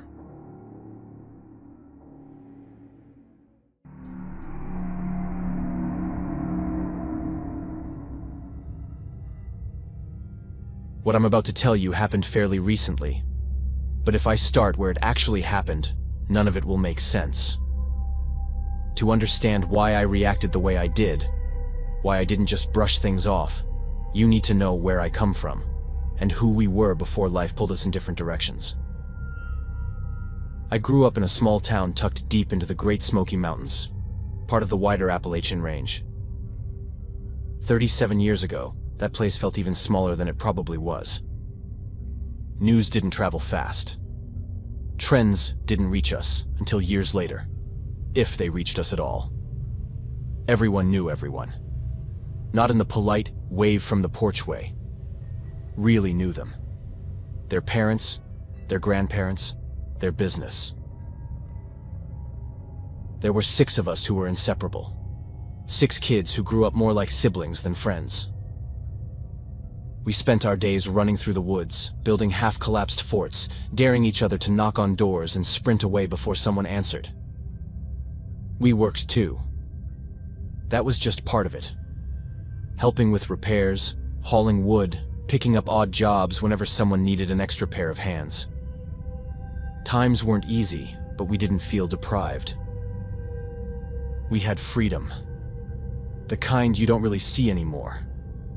We disappeared into the mountains at sunrise and came back when the sky turned orange, and nobody panicked. Eventually, though, life did what it always does. Some of us left for college. Some went straight into work. We all followed different paths, and without any big fight or dramatic fallout, we drifted. For 7 years, the 6 of us were never in the same place at the same time. We'd message occasionally. One of us would be in town and meet up with another for coffee. But the group, the original 6, never reunited. Until last year. One of the pillars of our community passed away. An older man who had been there for all of us in different ways. He'd helped our families when money was tight.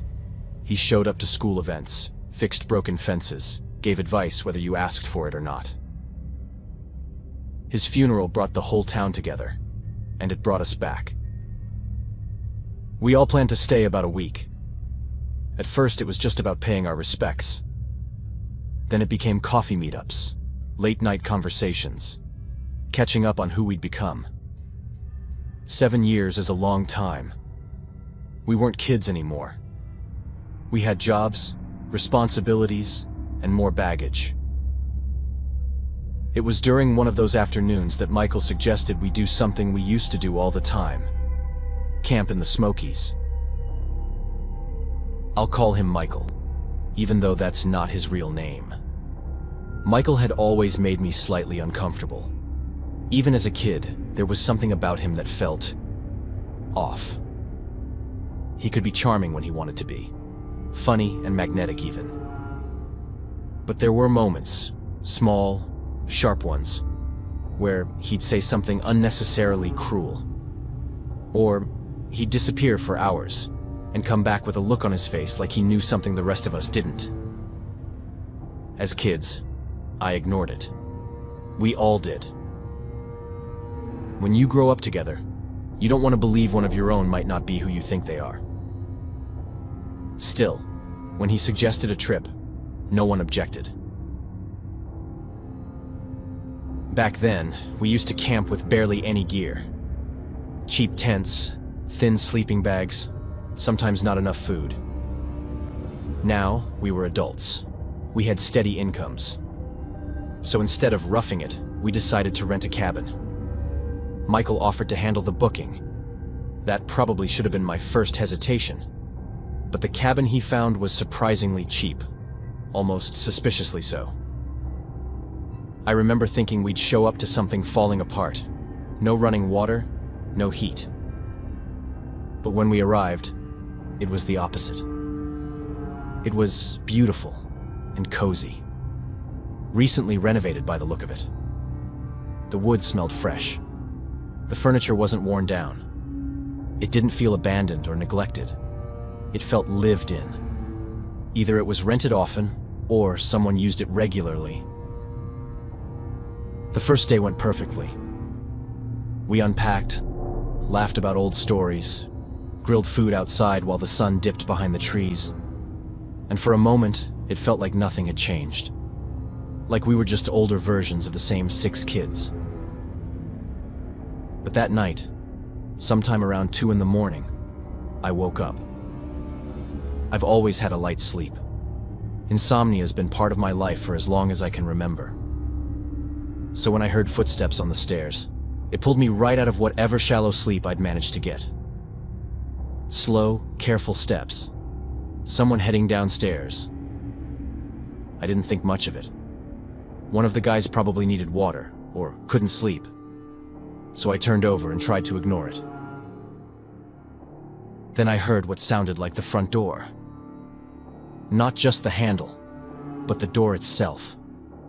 Like a faint shift of air, and the soft thud of it closing. I remember lying there, half awake, debating whether I'd imagined it. I didn't want to be up all night, stuck in that restless spiral I know too well. So I forced myself to relax, and eventually, I drifted off. The next day, during a hike, I casually mentioned it. Said I thought I'd heard someone go downstairs. Maybe even step outside. They all looked at me like I'd grown a second head. Every single one of them said they'd slept straight through the night. No one got up. No one went downstairs. No one opened the door. And I knew, absolutely knew, I hadn't dreamed the footsteps. The sound of someone opening the door I could maybe question. But the footsteps? That had been real. Still, I let it go. What was the alternative? That someone was lying for no reason? It didn't make sense. So I dropped it. But that night, it happened again. This time it was closer to 3 in the morning. The same slow steps, the same careful descent. Only now, I was fully awake. Instead of staying in bed, I got up quietly. I cracked my bedroom door and stepped into the hallway, careful not to make the floorboards creak. From where I stood, I could see down toward the staircase that led to the main floor. I watched Michael walk down, with no hesitation and no confusion, like he knew exactly where he was going. I stayed hidden and moved closer to a window that overlooked the front of the cabin. I didn't turn on any lights. I didn't want him to see me watching. He opened the front door and stepped outside. For a second, I wondered if maybe he had insomnia too. Maybe he just needed air, needed space. So I tried to rationalize it. That's what we do when something feels wrong. We search for the most normal explanation. From the shadow of the window, I watched him circle the cabin slowly. Then he kept walking past the edge of the yard, straight into the trees. I'll admit it. Watching him disappear into the trees like that made me genuinely uncomfortable. Not just because of the folklore that hangs over the Smokies, the old stories about people wandering off at night and coming back different, but because he had done the exact same thing the night before, and then flat out denied it. My mind was already running at full speed. There was no way I was going back to sleep. So I lay there in the dark, staring at the ceiling, waiting for him to return. But he didn't come back until 5:30 in the morning, and that's over 2 hours. 2 full hours out there in the woods in the middle of the night. When I heard the door open again, I didn't think. I just moved. I got up, rubbed my eyes, and walked out of my room as if I'd just woken up. I caught him stepping inside. I asked if he'd been up long. He said no, said he'd just woken up too, that he'd stepped outside for some air. I just smiled and nodded, pretended to focus on making coffee. But inside, something shifted. It wasn't even the fact that he'd gone out. People take late walks. People can't sleep. That's normal. What wasn't normal was lying about something that harmless. The ease of it. The calmness. It made my skin crawl. All day I debated what to do. Maybe I was overthinking it. Maybe I'd always been a little too sensitive when it came to him. Maybe this was confirmation bias. I expected something off, so I was finding it. I tried to convince myself of 2 possibilities. Either something was happening and he had a reason not to share it, or this was just his business and I needed to let it go.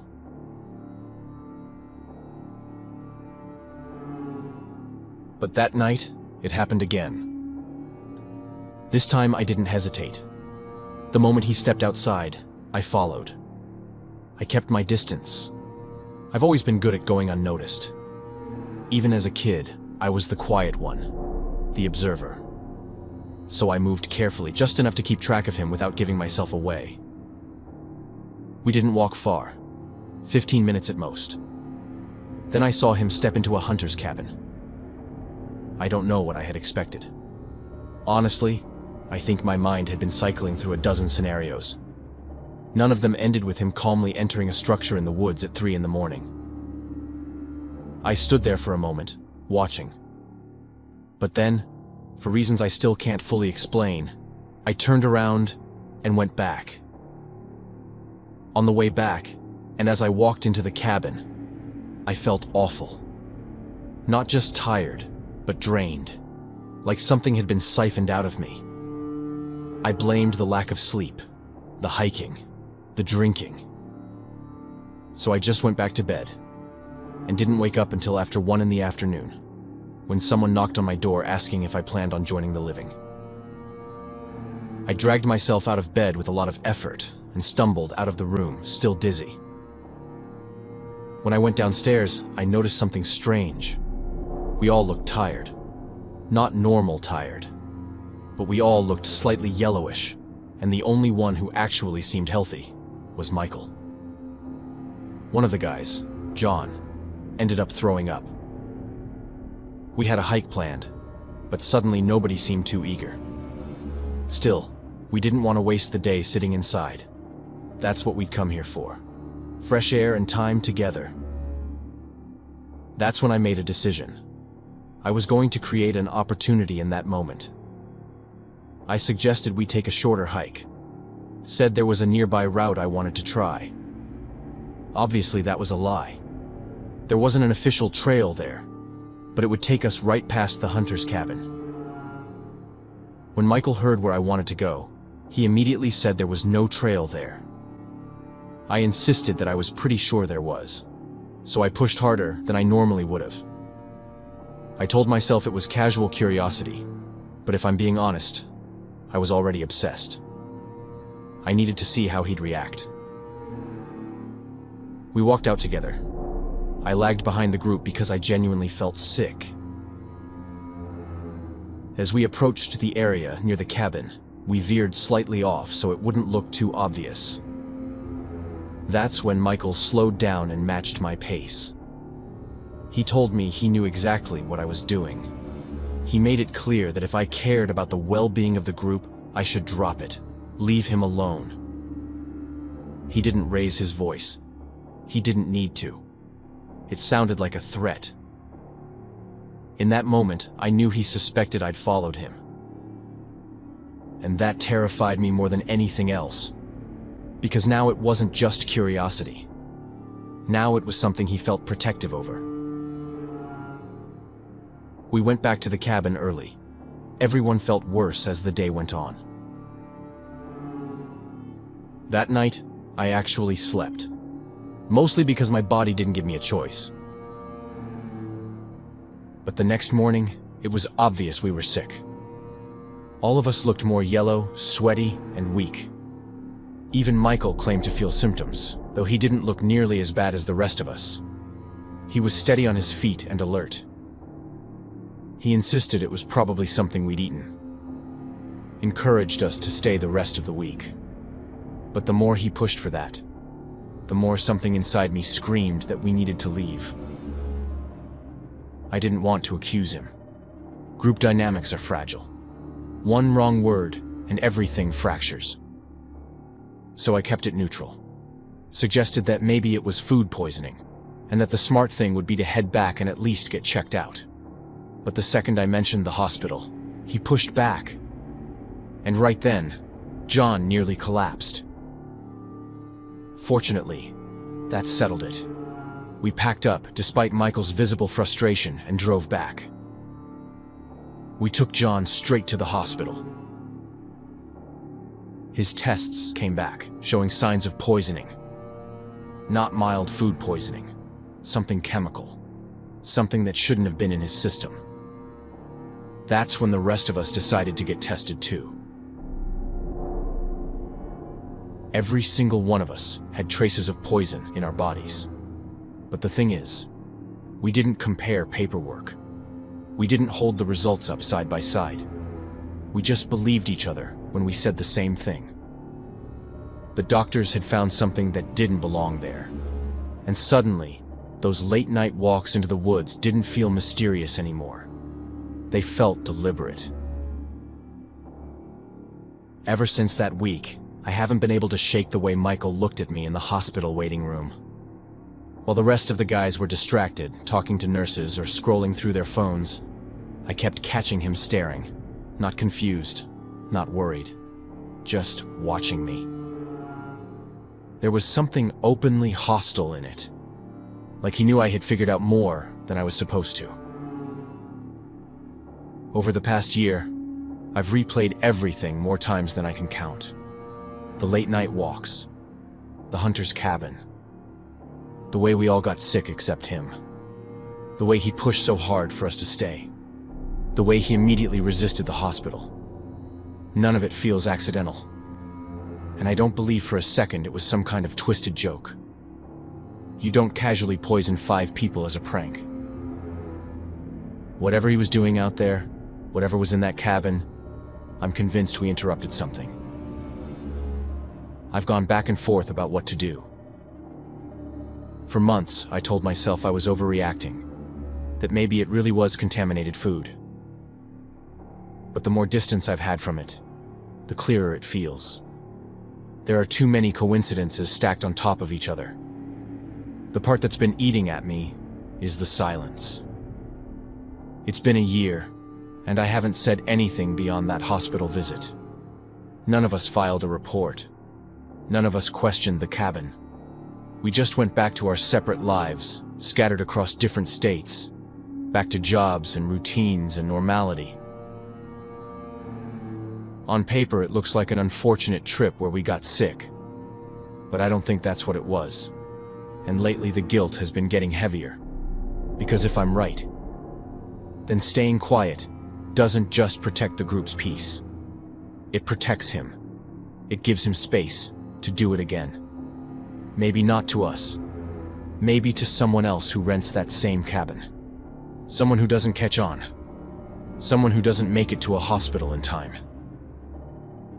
The worst-case scenario for me speaking up is that I fracture whatever remains of that old friendship. But the truth is, that bond barely exists anymore. We don't live in the Smokies. We don't see each other regularly. The nostalgia of childhood is not a good enough reason to ignore something potentially criminal. I've thought about calling each of them individually, telling them plainly that I don't think what happened was accidental. Asking them to look back at the timeline, at Michael's behavior, at the way he reacted when the hospital was mentioned. I've also thought about going straight to the police and filing a report, even if it's late. Telling them about the cabin, about the poisoning results. Letting them decide whether it's worth investigating him or that property. Because here's the thing.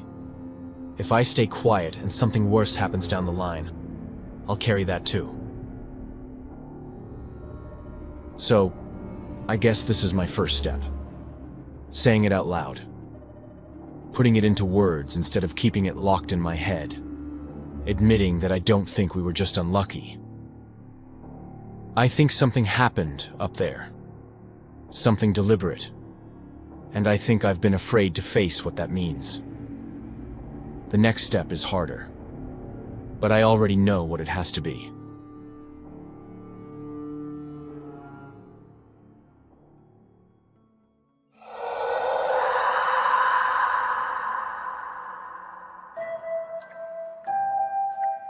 Hi everyone, and welcome to Horror Spectator. If you're new here, consider subscribing. We dive deep into the darkest, most chilling real-life horror stories out there. And if you're a returning viewer, I'm so glad to have you back, friend. In this video, we're exploring two stories that left me completely stunned. They're both unlike anything I've ever read before, and absolutely terrifying. As always, I hope you enjoy them, and let me know what you think. Now, dim the lights, get comfortable, and let's head back into the mountains. And remember, viewer discretion is advised.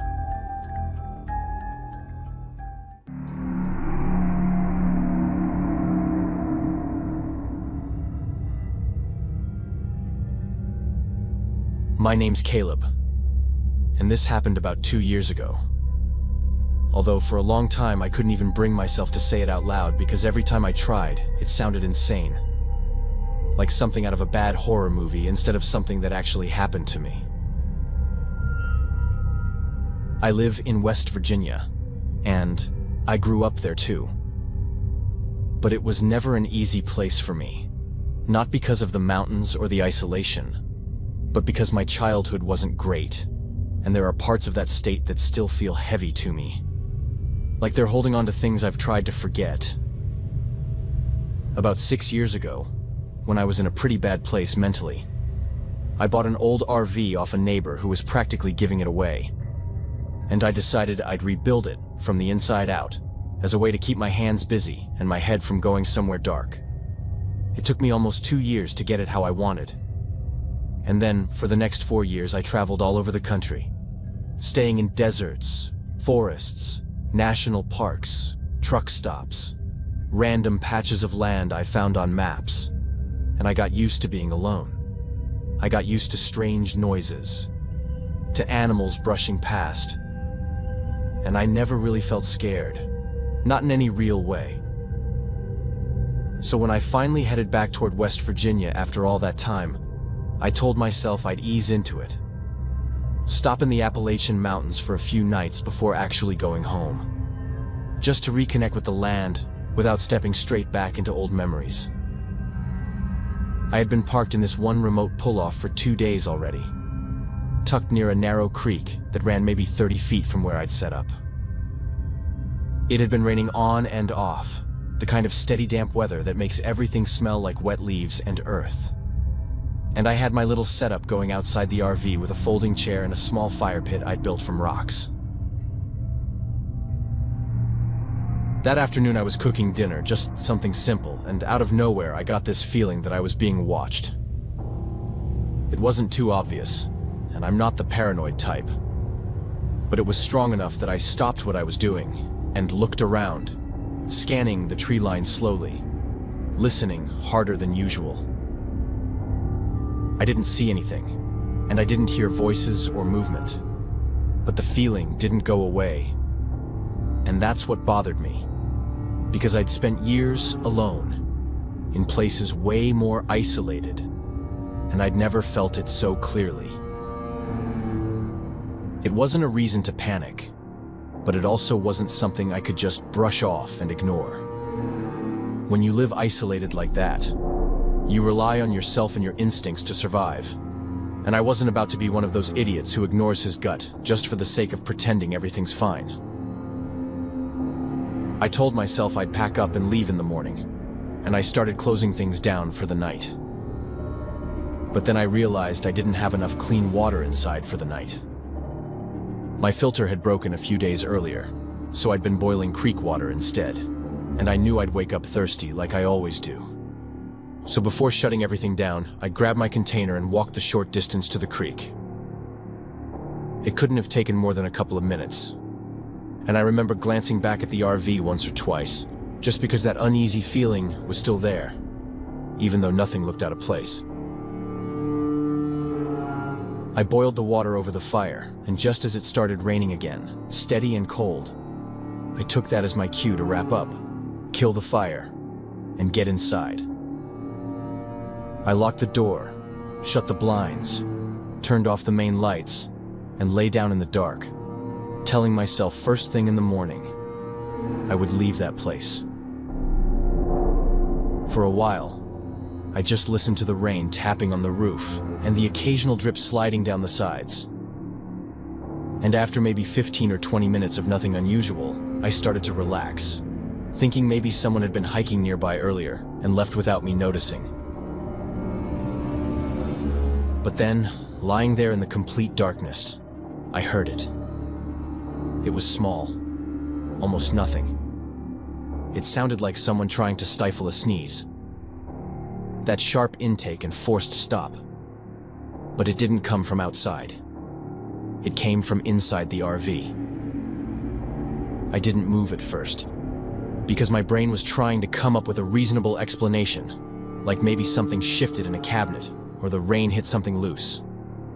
But deep down, I knew exactly what I'd heard. It was too controlled, too human. I was lying there in the dark, completely still, and I felt this wave of cold move through my chest, because the only time someone could have gotten in was when I walked to the creek, and I hadn't thought to lock the door for those few minutes. I keep a knife near my bed, not because I expect trouble, but because you never know. And I reached for it slowly, trying not to make noise. Then I turned on the small light above the bed, and almost immediately I heard something shift. It wasn't loud, but in that tight space it was unmistakable. My mind went through the layout fast. The bathroom was clear because I'd used it right before lying down. That left two places. Under the bed where I store tools and gear, and a narrow cabinet where I used to have a small washer installed before it broke and I removed it. That cabinet space was tight, which is why I checked under the bed first, dropping down, yanking the storage bins out, my heart pounding so hard I could hear it in my ears. But there was nothing there. And then I heard it again. A faint, controlled movement from the cabinet. I stood up, walked over in what felt like slow motion but was probably only a couple of seconds, and pulled the cabinet door open as fast as I could. Nothing. Absolutely nothing could have prepared me for what I saw next. Inside was a man folded into that space in a way I still can't fully process. He was wearing a tight black suit, like some kind of full-body athletic outfit, and he was bent in on himself, knees tucked high, shoulders twisted unnaturally, like a contortionist fitting into a box too small for him. The fabric was so tight I could see the outline of his body clearly, which is how I knew he wasn't holding a weapon. His face was uncovered, and all I could see clearly were his eyes and his mouth. He was smiling, not nervous, not scared that I had caught him, just smiling in this wide, fixed way that completely matched the sheer bizarreness of the situation. For a second, I think I just froze, because it was so far from anything I expected that my brain lagged behind reality. And then something snapped, and I grabbed him by the arm and yanked him out of the cabinet. I don't even remember exactly what I yelled, just that I was furious and terrified at the same time, telling him to get out, to get the hell out right now. He didn't fight back. He didn't swing at me. He didn't say a word. He just kept that smile on his face as I dragged him to the door. I shoved it open, pushed him down the steps, and he stumbled but didn't fall, then turned and looked at me again with that same expression. I slammed the door, locked it, jumped into the driver's seat, and started the engine with shaking hands. I drove fast, way faster than I should have on those narrow mountain roads. And I didn't stop until I was about 2 miles away, where I finally pulled over because my hands were shaking so badly I could barely hold the wheel. Sitting there in the dark, rain still falling, I tried to understand what had just happened, but I couldn't make it make sense. I didn't know what his goal was, whether he planned to wait until I was fully asleep and attack me with his bare hands, or whether he was just some kind of sick voyeur who wanted to watch me sleep. And honestly, I would have preferred a clear, violent intention over that silence and that smile. The worst part is not knowing. Not knowing why he was there, how long he'd been inside before I heard him, or what would have happened if I hadn't turned on that light when I did. I never reported it, and I know that sounds wrong, but I didn't have a name. I didn't have a clear description beyond something that already sounded unbelievable. And I just wanted to get as far away from that place as possible. I drove straight out of the mountains the next morning and didn't stop until I crossed state lines. Since then, small enclosed spaces without a clear purpose make my chest tighten in a way I can't explain. If I open a storage compartment or a closet and it's deeper than I expect, I get this flash of that cabinet and that twisted shape inside. I can't watch contortionist acts anymore without feeling physically sick, because all I see is that man folded into that impossible space, smiling at me like we were sharing some kind of private joke. I've spent 2 years trying to figure out what I could have done differently, whether I missed something obvious, whether I should have seen him earlier, and I still don't have answers. What I do know is that I was lucky, because whatever he intended, he didn't follow through.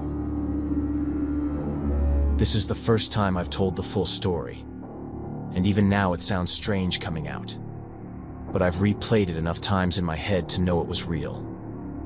And the thing that still gets me, more than the fear, more than the anger, is that smile. Because it wasn't rushed or panicked. It was patient. Like he had all the time in the world and I was the one who interrupted something I was never meant to see.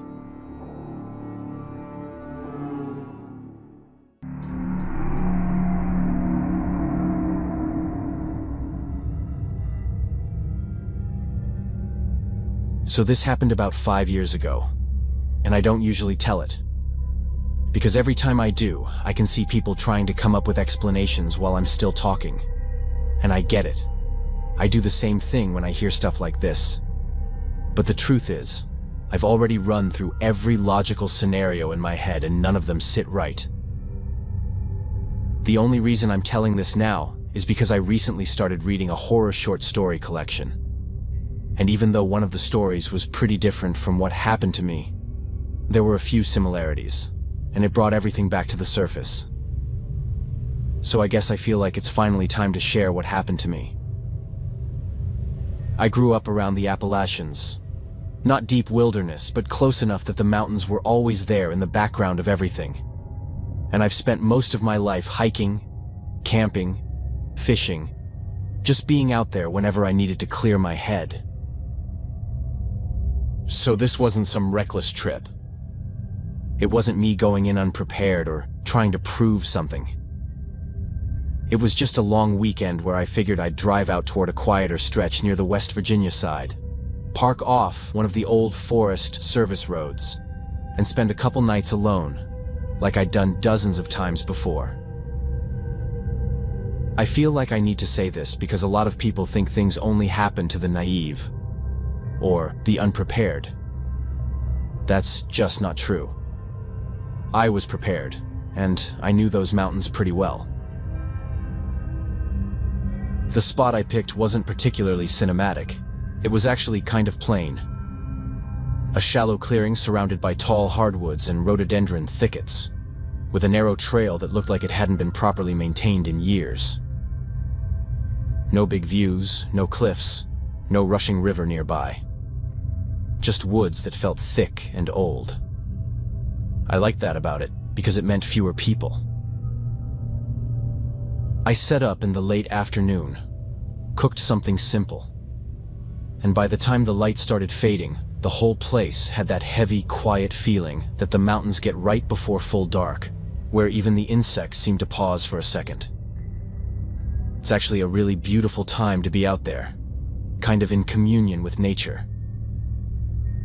Now here's the part that still messes with me, and it didn't start with a noise or a shadow or anything obvious.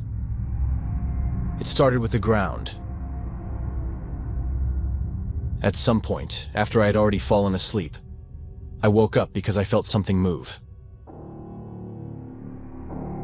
Not shaking exactly, not like an earthquake, but a slow, subtle shift under me, like when you're on a boat and someone steps onto the dock and the weight transfers. At first, I thought I was dreaming because it was so faint, and I just lay there in my sleeping bag trying to decide if I'd imagined it. Then it happened again, and this time, it was strong enough that I could hear the faint rattle of something in my pack. I wasn't panicked yet, just confused, because there was no wind and no storm, and I was on solid ground, not near any slope or loose rock. I rubbed my eyes hard and even pinched my arm just to make absolutely sure I wasn't still dreaming. Then I unzipped the tent and shined my headlamp around, expecting to see an animal brushing against the side, or maybe a tree limb that had fallen nearby. But everything looked completely still.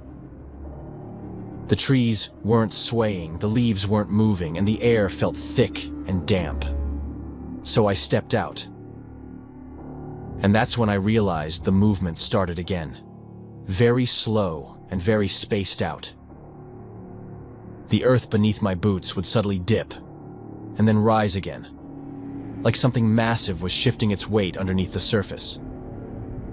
I mean, it literally felt like the ground had a pulse, except it wasn't fast like a heartbeat. It was deep and delayed, maybe once every 20 seconds. The clear sensation I had was that either there was some massive creature moving under the ground, like some kind of giant snake or lizard, or there was something enormous walking on the same ground as me, but farther away, and the only thing it produced were these strange waves through the earth. I know how bizarre that sounds, which is exactly why I kept pinching myself, just to be absolutely sure I wasn't dreaming. I crouched down and put my palm flat against the soil, and I could feel it. A low vibration that traveled up through my hand and into my wrist, like distant machinery. Except there was no road nearby, no mining operations, no trains, nothing for miles that I knew of. I even turned off my headlamp and just stood there in the dark, thinking maybe my senses were playing tricks on me. But the movement didn't stop. When I turned my flashlight back on, the shock was instant. I wasn't in the same place where I had set up camp anymore. Now, I was next to a small creek. I rubbed my eyes hard again because it was absolutely impossible, and it had to be one of two things. Either I was completely drugged somehow, or I was dreaming. There was no way my entire campsite, including me, had just moved locations. The sound from the ground had stopped, and now, everything was calm. The only noise around me was the water from the creek running steadily. As you can imagine, I was just as confused as I was panicked at the possibility that I had inhaled something or ingested something that made me hallucinate like that. I couldn't think clearly at all, so the only reaction I managed was to crawl back inside the tent, zip it up, curl into my sleeping bag, and wait for whatever was happening to pass. I convinced myself that by morning everything would be back to normal. It wasn't. When I woke up, I was still in the exact same spot, right beside the creek. I had no idea where I was, and I would have believed I had hallucinated the whole thing if it wasn't for my step counter and topography app. I hadn't imagined it. I was now several miles away from where I had originally pitched my tent. As you can imagine, I packed everything up as fast as I possibly could and got out of there. The thing is, at that point, I was at least 3 days walking distance from where I had originally started the hike. There was absolutely no way I could have covered all of that in just the previous day. It simply didn't add up, no matter how many times I tried to break it down in my head. I ended up having to hike out toward a nearby small town and ask the park rangers for help getting back home. When I told them what had happened, I noticed a slight exchange of glances between the two of them. It was subtle, but it was there, and I can't pretend I didn't see it. I'll be honest, I don't know what that look meant. Maybe it was just one of those looks people give each other when they silently agree they're dealing with another crazy guy who spent too long alone in the woods. Or maybe it was something else. Something closer to recognition. Like they'd heard something similar before, or worse, like they'd seen it happen to someone else. I don't know. Because the only thing they actually said to me was that I was probably dehydrated, that spending too much time out there can mess with your head, and that after a good night's sleep, everything would feel clearer in the morning. They kept it calm, professional, almost rehearsed, and I didn't feel like arguing. I didn't have the energy to defend what I knew I had experienced, especially when I wasn't even sure how to explain it in a way that didn't make me sound unstable. So I just let it go and left it at that. Ever since then, there are periods in my life when I manage not to think about what happened. And then there are other times when I become completely obsessed with it and can't sleep at night until I try, once again, to figure out what happened to me. I even went to see a psychiatrist, spent way too much money on tests just to be told that mentally I was completely stable and that nothing was wrong. I still don't have an explanation. Sometimes I almost hope I inhaled something in the air, because that would at least make sense. But the truth is, my step count didn't hallucinate. And that's the part that really scares me.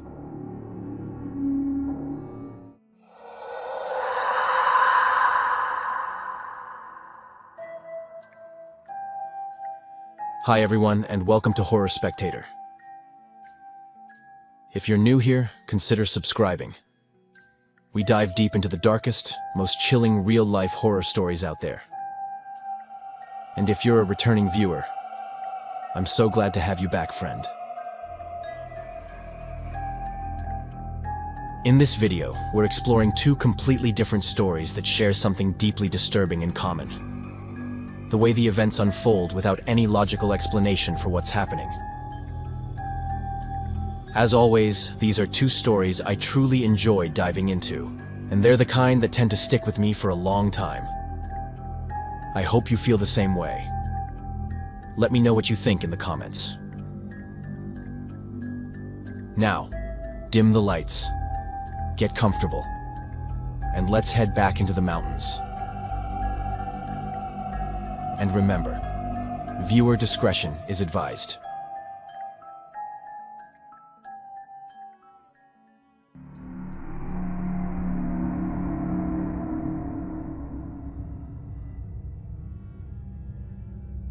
It's safe when I tell you that I never, in my entire life, thought I'd be the one telling a story like this. These are always things that happen to other people, never to us. In my mind, this kind of story belongs to people who are careless, unprepared, who don't trust their instincts or don't know how to read their surroundings. Not to people like me. Not to someone who spent his entire life in the mountains. Who doesn't just visit them but lives in them. Who knows how to survive out there and how to defend himself when things go wrong. At least, that's what I used to believe. Until everything turned against me and what I thought were just stories. Things that only happened to others happened to me. This started 3 years ago, and before I tell you about everything that followed, I need to tell you about the first night. The night that set all of this in motion. I live alone in a small house deep in the Appalachian Mountains. It's not a cabin for tourists or a place meant for weekends. It's my home. I built parts of it myself, reinforced others over time, and chose the location carefully. It's far enough from main roads that you don't get random traffic, but close enough that I can get supplies when I need them. Winters are harsh here, long and quiet, and most people don't stay year-round. I do. I always have. That first winter night started like any other.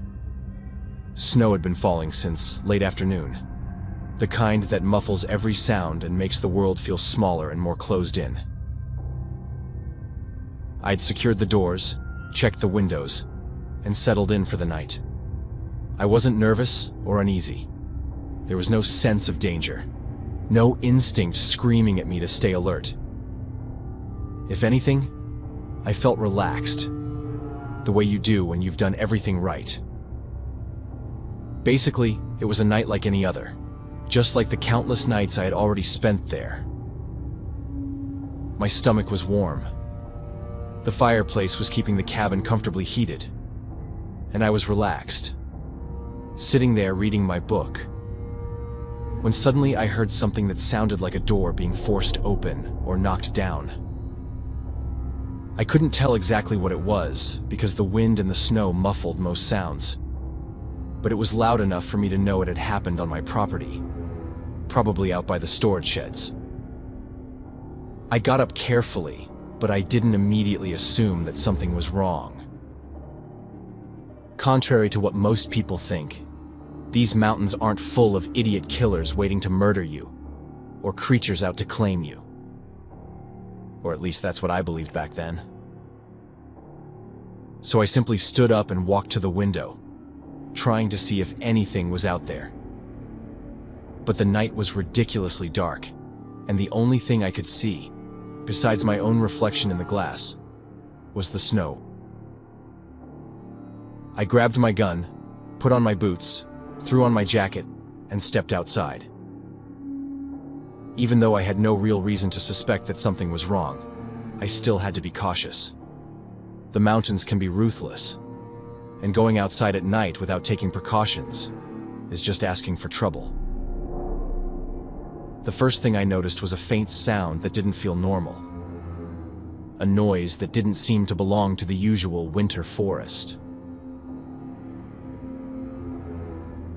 It was coming from behind the house, in the direction of the main storage sheds. I moved forward as carefully as I could. The flashlight was strong enough to light the path in front of me, but not strong enough to give me what I'd call good visibility. I couldn't have gone more than about 30 feet when, out of nowhere, something rushed past me from behind at an insane speed. I didn't think twice. I just reacted. I spun around and fired my weapon, steady and precise. I heard a sound, like I'd hit someone, or some kind of animal, but I honestly couldn't tell which. I knew it was a sound of pain, but I couldn't identify what it belonged to. I barely had time to register it before I saw a massive shape charging straight toward me. It was between me and the house, so going back wasn't an option. I turned and ran toward the storage sheds. There were 2 of them. One already had its door completely torn apart, while the other was still intact. I didn't have the keys to the intact one, and knowing that the first door had been ripped off completely, I had no illusion that the other one would hold if it tried. So I ran into the shed that was already open. Inside, I searched for the door that connected it to the other storage area and slipped through, moving from one to the other. Once I closed the door behind me, I dragged every object I could find and piled them against both entrances. I knew that whatever it was still out there. I could hear its breathing, a horrible mix of pain and rage. Once I was sealed inside, I shouted that I had no problem using my gun again. It didn't have any effect, except that the breathing outside grew louder and unmistakably angrier. I don't know how long I stayed there, fully aware that I was surrounded, that the sheds were being circled. All I know is that after a few hours, probably shortly before dawn, the noise stopped, replaced once again by nothing but wind and falling snow. I stayed inside for a long time after that, until I finally felt like it might be safe. But the scene outside was terrifying. The sheds were damaged in several places, and the snow was completely stained with something that looked like black paint. I moved closer and tried to touch it, wanting to see if it was just very dark red, but it wasn't. It was truly black. I felt lost for a moment, but I forced myself to react and ran back into the house.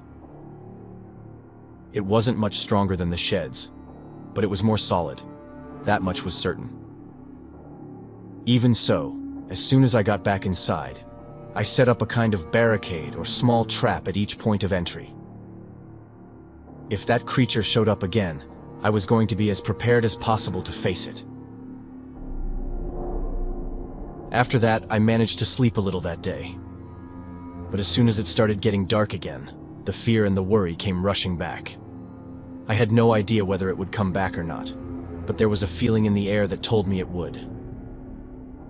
I was restless and scared, mostly because I had absolutely no idea what it could be. I hadn't seen what it looked like.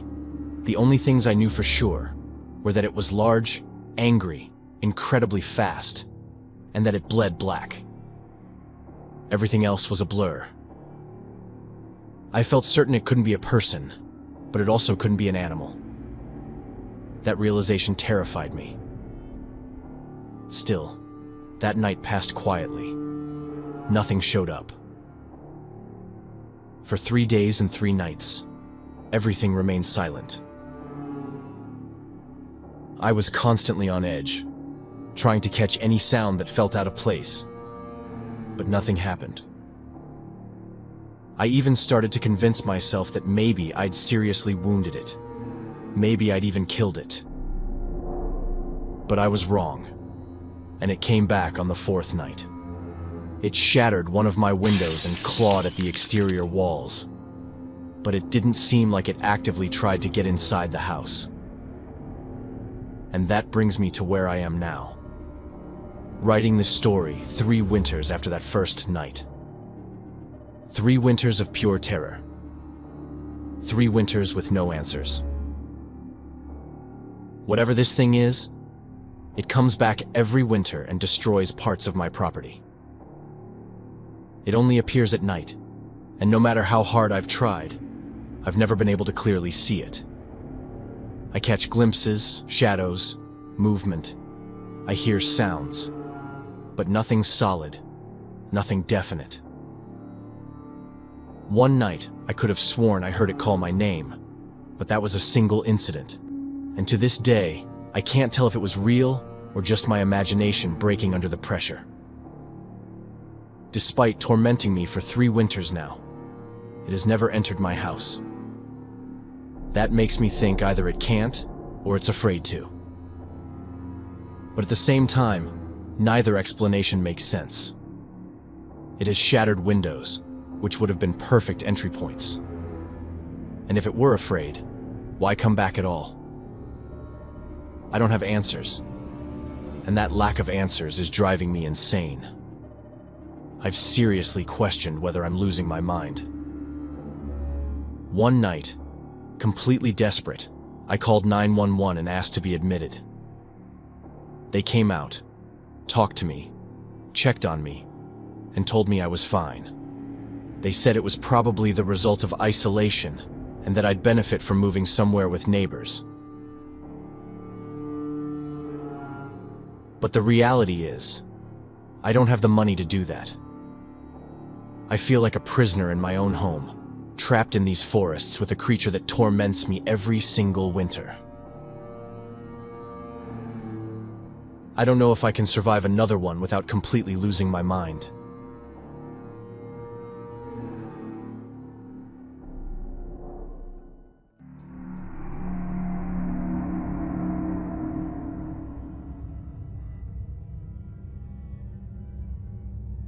I don't usually tell this story because it doesn't end cleanly, and because the longer I sit with it, the more I realize that what unsettles people isn't what happened, but how ordinary everything looked while it was happening. How easy it would be to miss the moment when things stopped behaving the way they should have.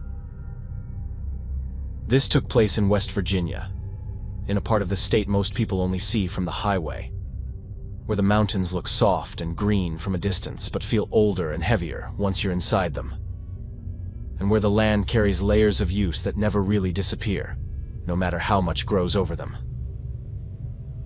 I know it sounds ominous when I put it this way, but that's truly what it feels like when you're in these mountains.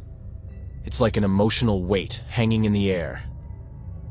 And this is the best way I, and millions of other people who live here or pass through, have found to describe it. I was there for work, contracted to catalog structural conditions on abandoned properties tied to old mineral rights, which meant long days alone, walking sites that hadn't been touched in decades, and longer nights staying in a rental house that sat above a shallow valley like it was watching it. Despite being solitary, demanding, and extremely underpaid, in other words, precarious, it's a job I've always loved doing. The house itself was perfectly normal. It wasn't creepy. It wasn't falling apart. And it wasn't especially old or remote. And that's important. Because if it had been run down or miles away from everything else, I would have had an easier time explaining what came later. Instead, it was clean, well-maintained and solid.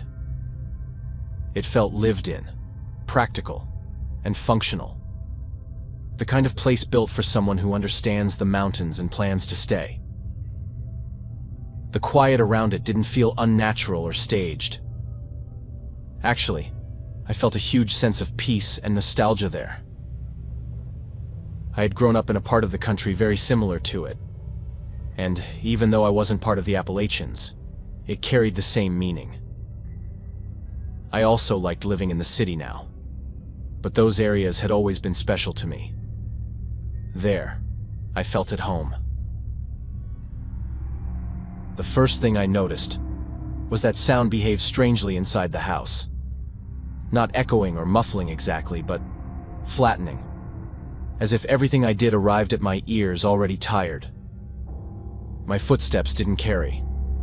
The refrigerator hum felt distant even when I stood right next to it. And when I played the radio at night, the music sounded compressed, like it was being gently pressed into the walls instead of filling the room.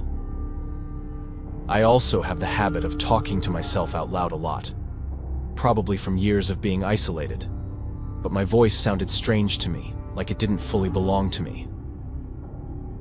I've thought about how to put this differently, because I know it sounds odd, but I can't find a better way to describe the feeling of not recognizing my own voice. After a few days, I began to lose track of how long I was sitting still. I'd come home in the evenings, make something simple to eat, sit at the small table with the light over the sink on, and then suddenly realize that the food was cold and the room had shifted into the deep, late-night darkness that doesn't happen gradually, but all at once, as if time had quietly stepped over something and forgotten to come back for me. At first, I blamed exhaustion, then routine, then the fact that the mountains mess with your sense of scale and distance. But none of those explanations held up once I started noticing that the clocks in the house never seemed to agree with each other. just enough to create uncertainty. A few minutes here, 10 minutes there, until I stopped trusting any single reference point and started relying instead on how my body felt, which turned out to be a mistake. One night, while reviewing notes from the day, I noticed a smell that was new. Not rot, not mold, not anything sharp or identifiable, but something dry and mineral, like dust that had been sealed away for a very long time and then disturbed. Once again, this is the best way I have to describe the smell I felt. It wasn't strong, and it didn't come from one direction, but rather from the air itself. And the longer I sat with it, the more it felt like the smell you get on your hands after touching old stone. By this point, that initial nostalgia and the feeling of being at home had completely disappeared. I was starting to suspect that something else was going on, but I had no idea what. Opened all the windows, even at night, but the smell lingered. Over the following nights, the sense of presence grew. Not in the way people usually mean when they say that. Not like being watched, but like sharing space with something that wasn't interested in me at all. Something that existed on a different scale of attention, the way a building exists alongside insects without acknowledging them. Does that make sense to you? It doesn't for me, but yet again, it's the best way to describe how surreal the situation felt. I'd be sitting in the living room and feel a pressure shift, subtle, but undeniable, as though the room had slightly rearranged itself around an absence I couldn't see.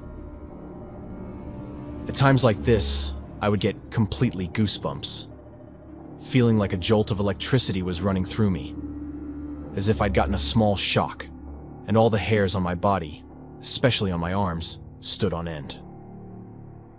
Then I began finding my notes altered. Not rewritten, not destroyed, just changed in ways that made them less useful. Measurements rounded where they shouldn't be. Descriptions softened. Warnings rephrased into neutral observations. As if someone, or something, had gone through them with the specific intent of making sure nothing I recorded sounded urgent. The most disturbing part was realizing that I remembered writing some of the altered sections, except when I tried to recall doing so, the memory felt thin, like a story I'd been told rather than an action I'd taken. At this point, I seriously thought about leaving the house. I wondered if something might be causing this mental confusion. Maybe a plant with some toxin, or even mold. I knew there could be things like that that mess with your mind, and I was convinced that something was making me confused and sick. But I had a job to do, so I kept dragging myself through it, becoming more and more disoriented by all the discrepancies I was noticing around me. The night I finally left started without drama. I was sitting on the floor, leaning against the couch, when I became aware that the house had settled into a stillness so complete that even my breathing felt intrusive. And in that stillness I understood, with a clarity that still makes my chest tighten, that the house wasn't empty, but it also wasn't full in any way that made sense. It felt occupied the way land is occupied, the way a valley holds fog without containing it. And the overwhelming impression was not hostility, but patience. This is actually one of my observations from that time. I always kept a journal, and this is exactly what I wrote in it that night. A sense that I was early, or late, or irrelevant. That was my breaking point. I packed everything up and just left. When I stepped outside, the night air smelled clean again, and the mountains looked exactly as they always had, layered and dark and indifferent. But as I drove away, I realized that I couldn't remember the exact moment I decided to leave, only that staying had stopped being an option. I still work in the region from time to time, and I still hear people talk about that valley. About houses where nothing bad ever happened, but where no one stays long.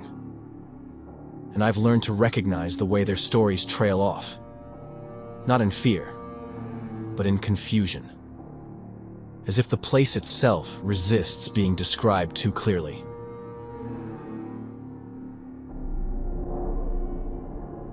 I honestly don't know what happened to me. A lot of people say that area is inhabited by spirits. I never believed in that. And I still prefer to think it was something real. Something that affected the air and left me confused. Sometimes, I doubt myself. Especially at night when I get faint sensations like I've gone back in time and I'm still in that house. I feel like I'm not alone. And in those moments, I start to wonder if there really isn't something more in this life that we don't fully understand.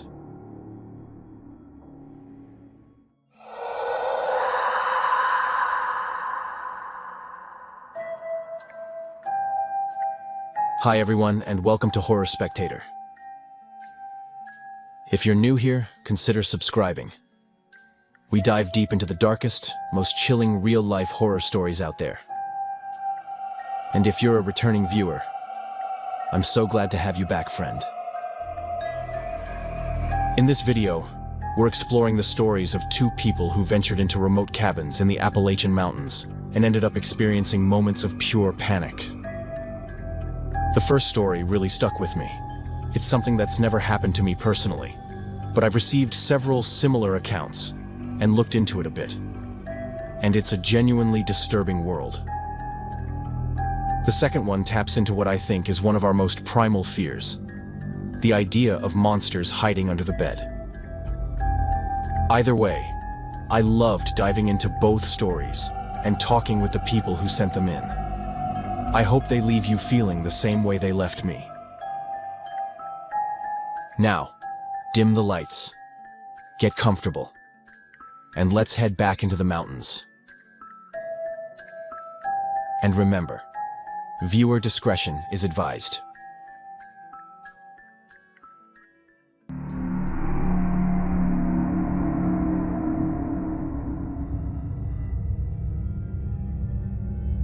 I've gone back and forth for a long time about whether I should even tell this. Mostly because I know how these stories usually sound to people who haven't been through something similar. They're quick to simplify it, to label it as stress or imagination, and then move on. But lately, I've been feeling that same weight again, especially at night.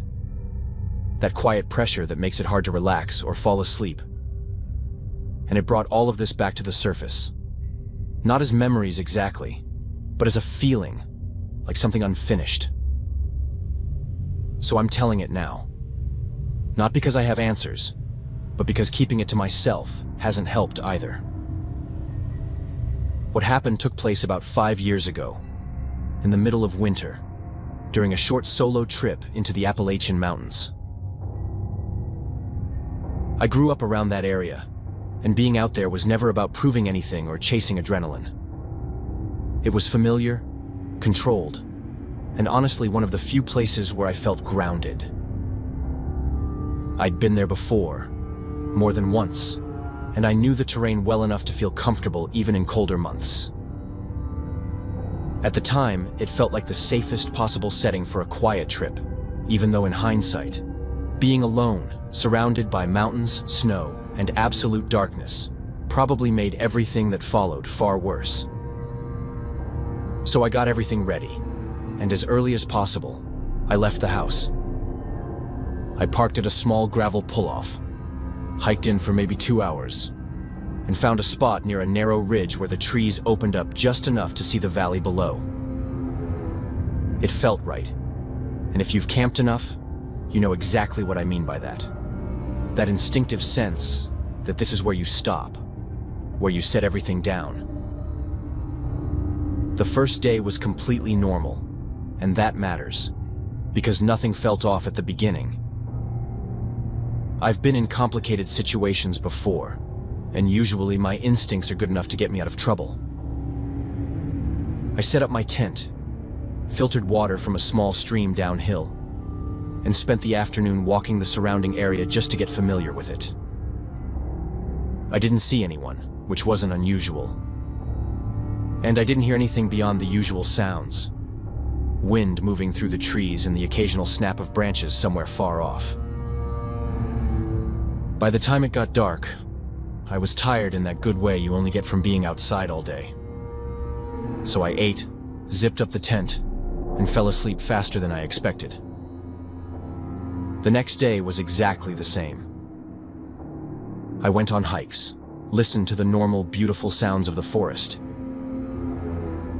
Originally, the idea of the trip was to just camp the whole time, but even though I had plenty of experience doing that, I was also pretty worn out. The months before had been hard. And on top of that, snow in the mountains can be brutal and unpredictable. So about 5 days before I left, I found a cheap little cabin to stay in for 2 nights. After that, I planned to continue the trip, camp one more night, and then head back home.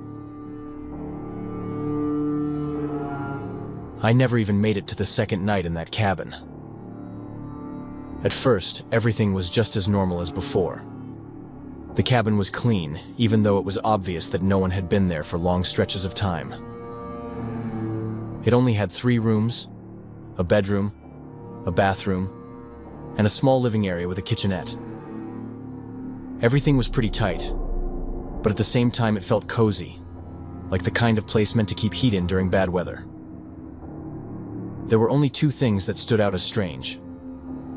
The first was a locked door that probably led to some kind of third, tiny space. From the outside architecture of the cabin, you could tell there was something there, but it was far too small to be another proper room. I assumed it was just storage, maybe where the owner kept personal items for when they came to visit. Since it was locked, I didn't think much of it. The second thing, which was more noticeable and honestly a bit odd from an architectural point of view, was the layout. The living room and kitchen were at one end of the cabin, then everything narrowed into a long hallway, and at the very end were the bedroom and the bathroom. From the outside, that narrowing wasn't very obvious, and at the time I actually thought it was a good sign, because it probably meant those walls were thick and solid. Still, it was a strange use of space and didn't make a lot of sense. I'm only explaining this to give you a clear picture of the setting where everything happened. I wrapped up my day normally. I took a hot shower, made myself a warm dinner, and then lay in bed reading for a bit, until I fell asleep. Nothing strange. Nothing that would have made me think twice about being there. I woke up in the middle of the night, around 2:30 in the morning, to what I can honestly say was the most terrifying moment of my life. At first, I didn't immediately understand what was happening. I could hear noises, but my body wouldn't respond. Then, everything escalated too fast. The noise grew louder, more intense, and I became aware that there was something in the room with me.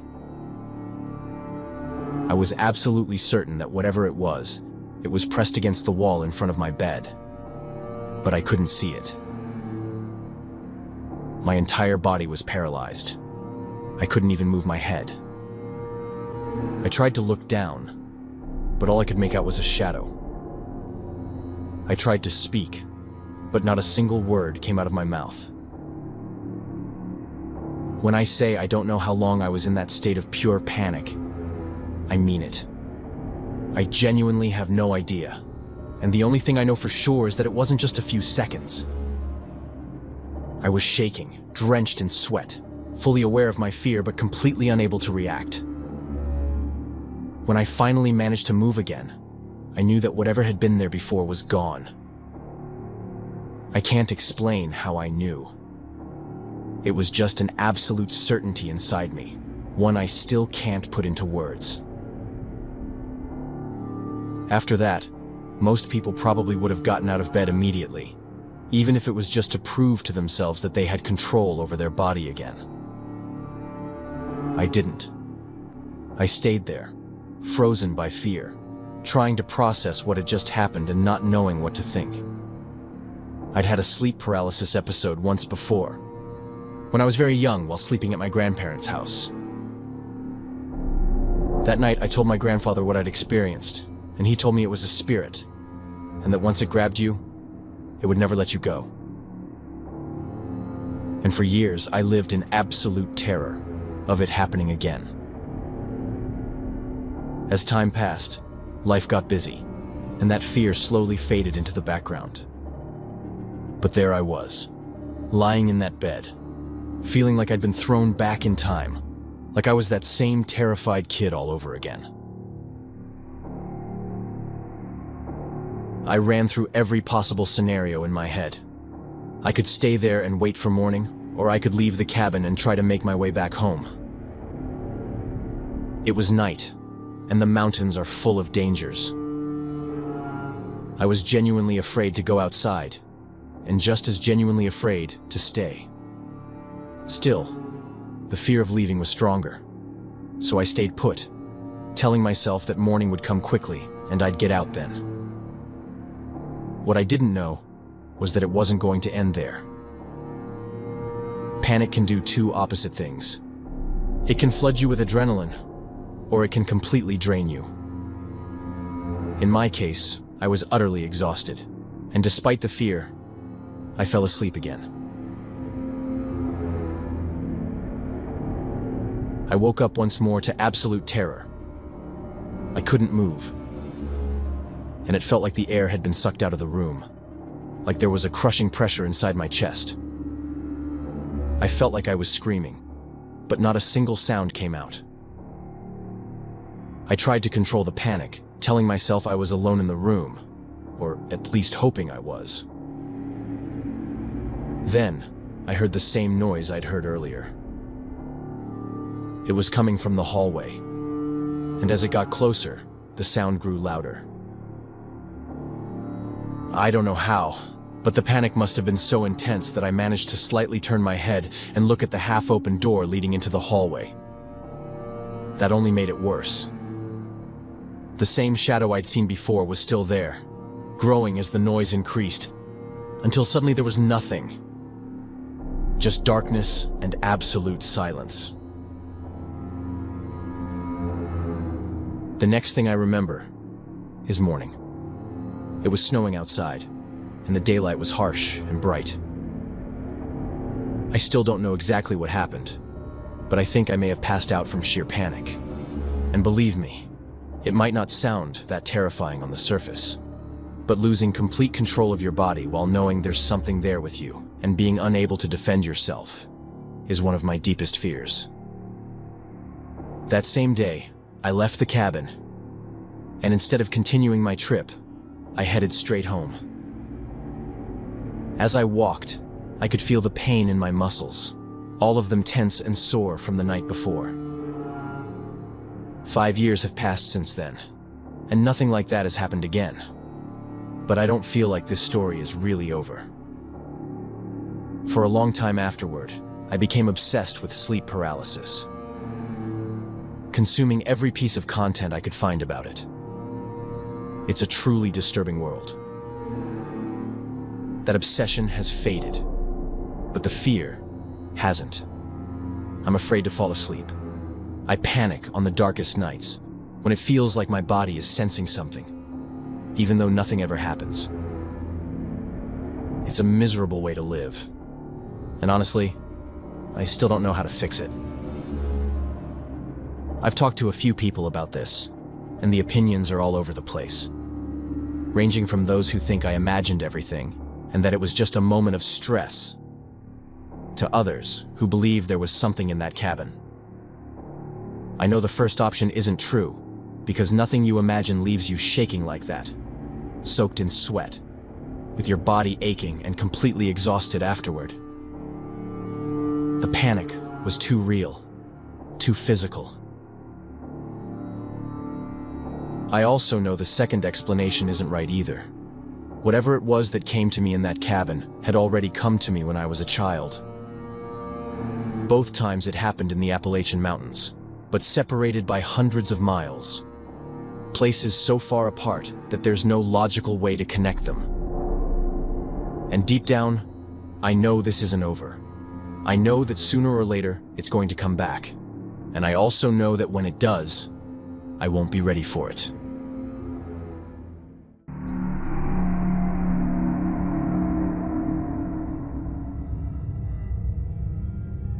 My name is Peter. I'm 37 years old, and I'm going to tell you something that happened to me 2 years ago, back when I decided to spend a week alone in a cabin in the Appalachian Mountains. More specifically in the West Virginia side, where the roads get narrow, the signal disappears, and once it starts snowing, it feels like the rest of the world quietly steps away and leaves you to yourself.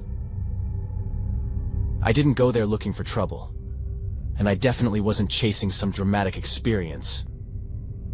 I just needed a break from work, from noise, from people constantly needing something from me. And at the time, a quiet cabin in the middle of winter sounded like the most harmless plan in the world. Not to mention it was something I had done countless times throughout my life. Most of the time I was with other people, but I'd also had a few solo adventures in different forests across the US. I found the place online about a month before the trip. It was cheaper than most of the other cabins in the area, which caught my attention right away. But I convinced myself it was because it was January. The owner wasn't rude, but he wasn't exactly warm either. His messages were short, sometimes vague. And when I asked him how often the place was checked during winter, he just said, "It's all set up for guests," which didn't really answer my question.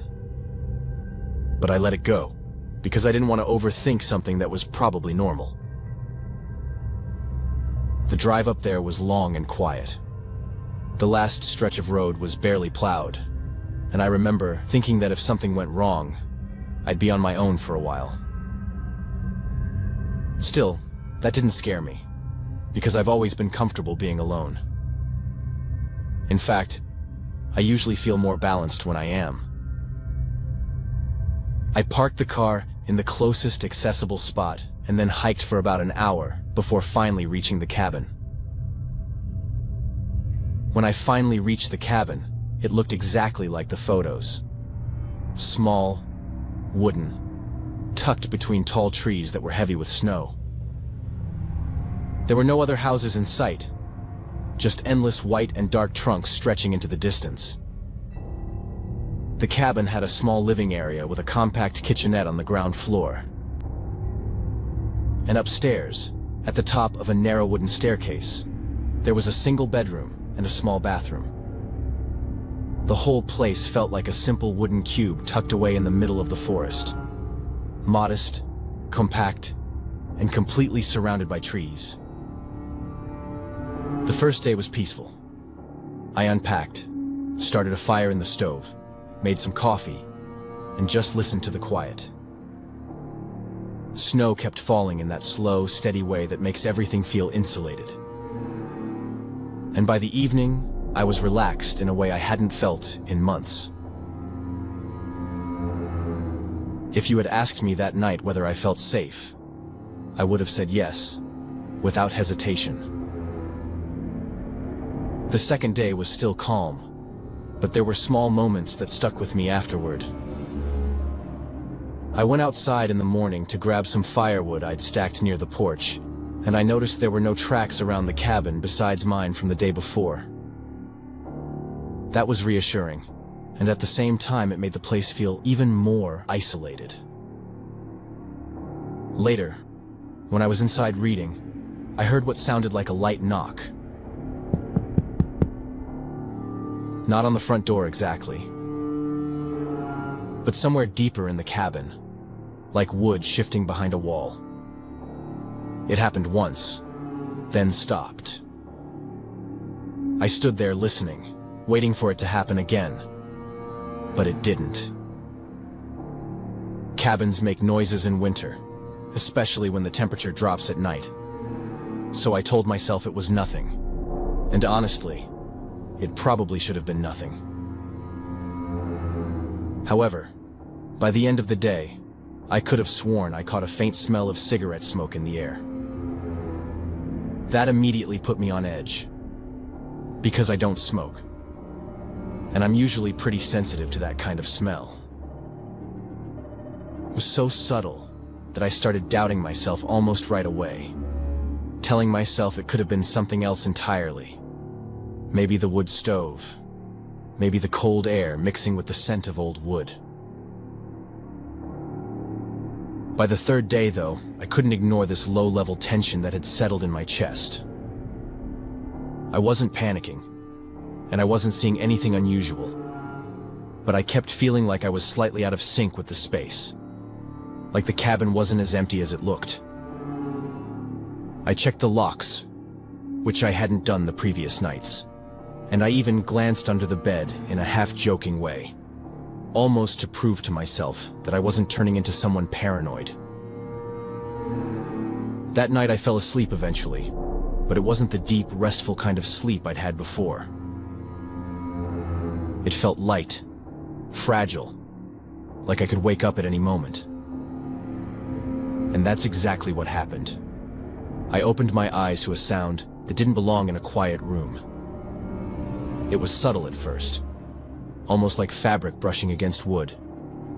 And because I was still half asleep, I wasn't sure if I'd dreamed it. Then I heard it again, clearer this time, and it was coming from directly beneath me.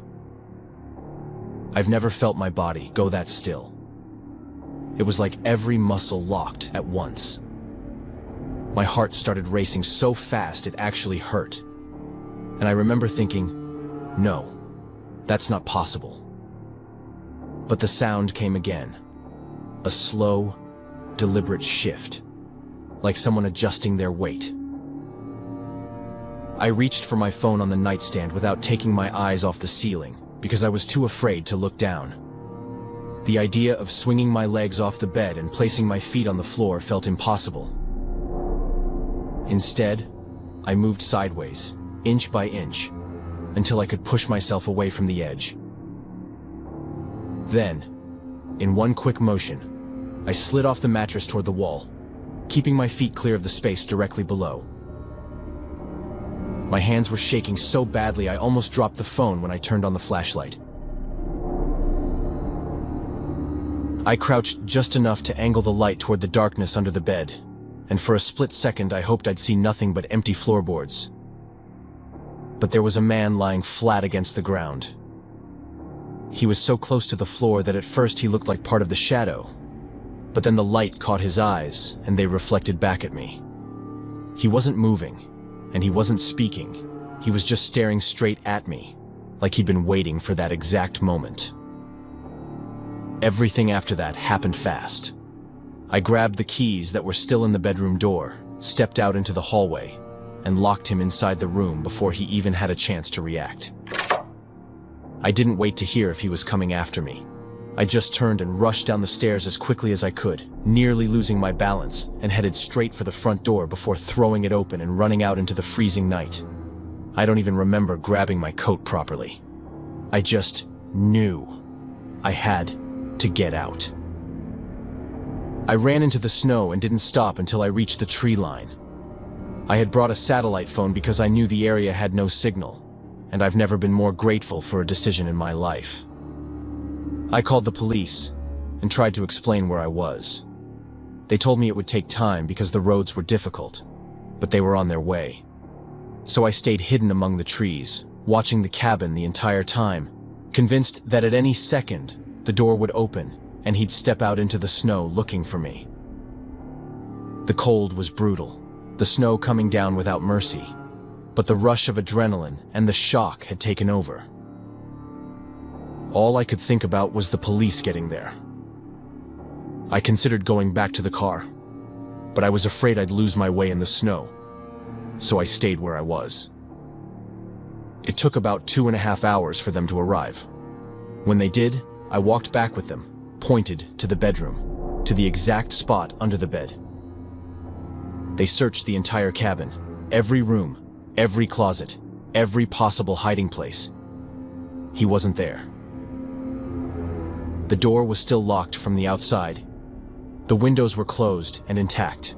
There was no obvious way out, no broken panels, no trapdoors, nothing that made sense.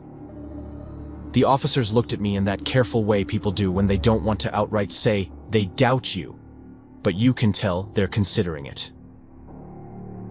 I filed a report anyway. I also filed a complaint about the cabin and the owner, not because I could prove he had anything to do with it, but because the whole situation felt wrong from the beginning. The low price, with the vague communication. He refunded my money almost immediately, and as far as I know, the investigation never went anywhere. It's been 2 years now. I still think about those first few days, about that subtle feeling that something wasn't right long before I had proof. And what unsettles me most isn't even the image of him under the bed. It's the fact that he had to have been there for at least some time. Which means that while I was reading, cooking, sleeping, trying to relax, I wasn't alone the way I thought I was. And sometimes, late at night, when I hear the house settle or the floor creak, I don't think about ghosts or anything supernatural. I think about how easy it is for someone to be closer than you realize, and how your instincts sometimes know it before your mind is ready to accept it.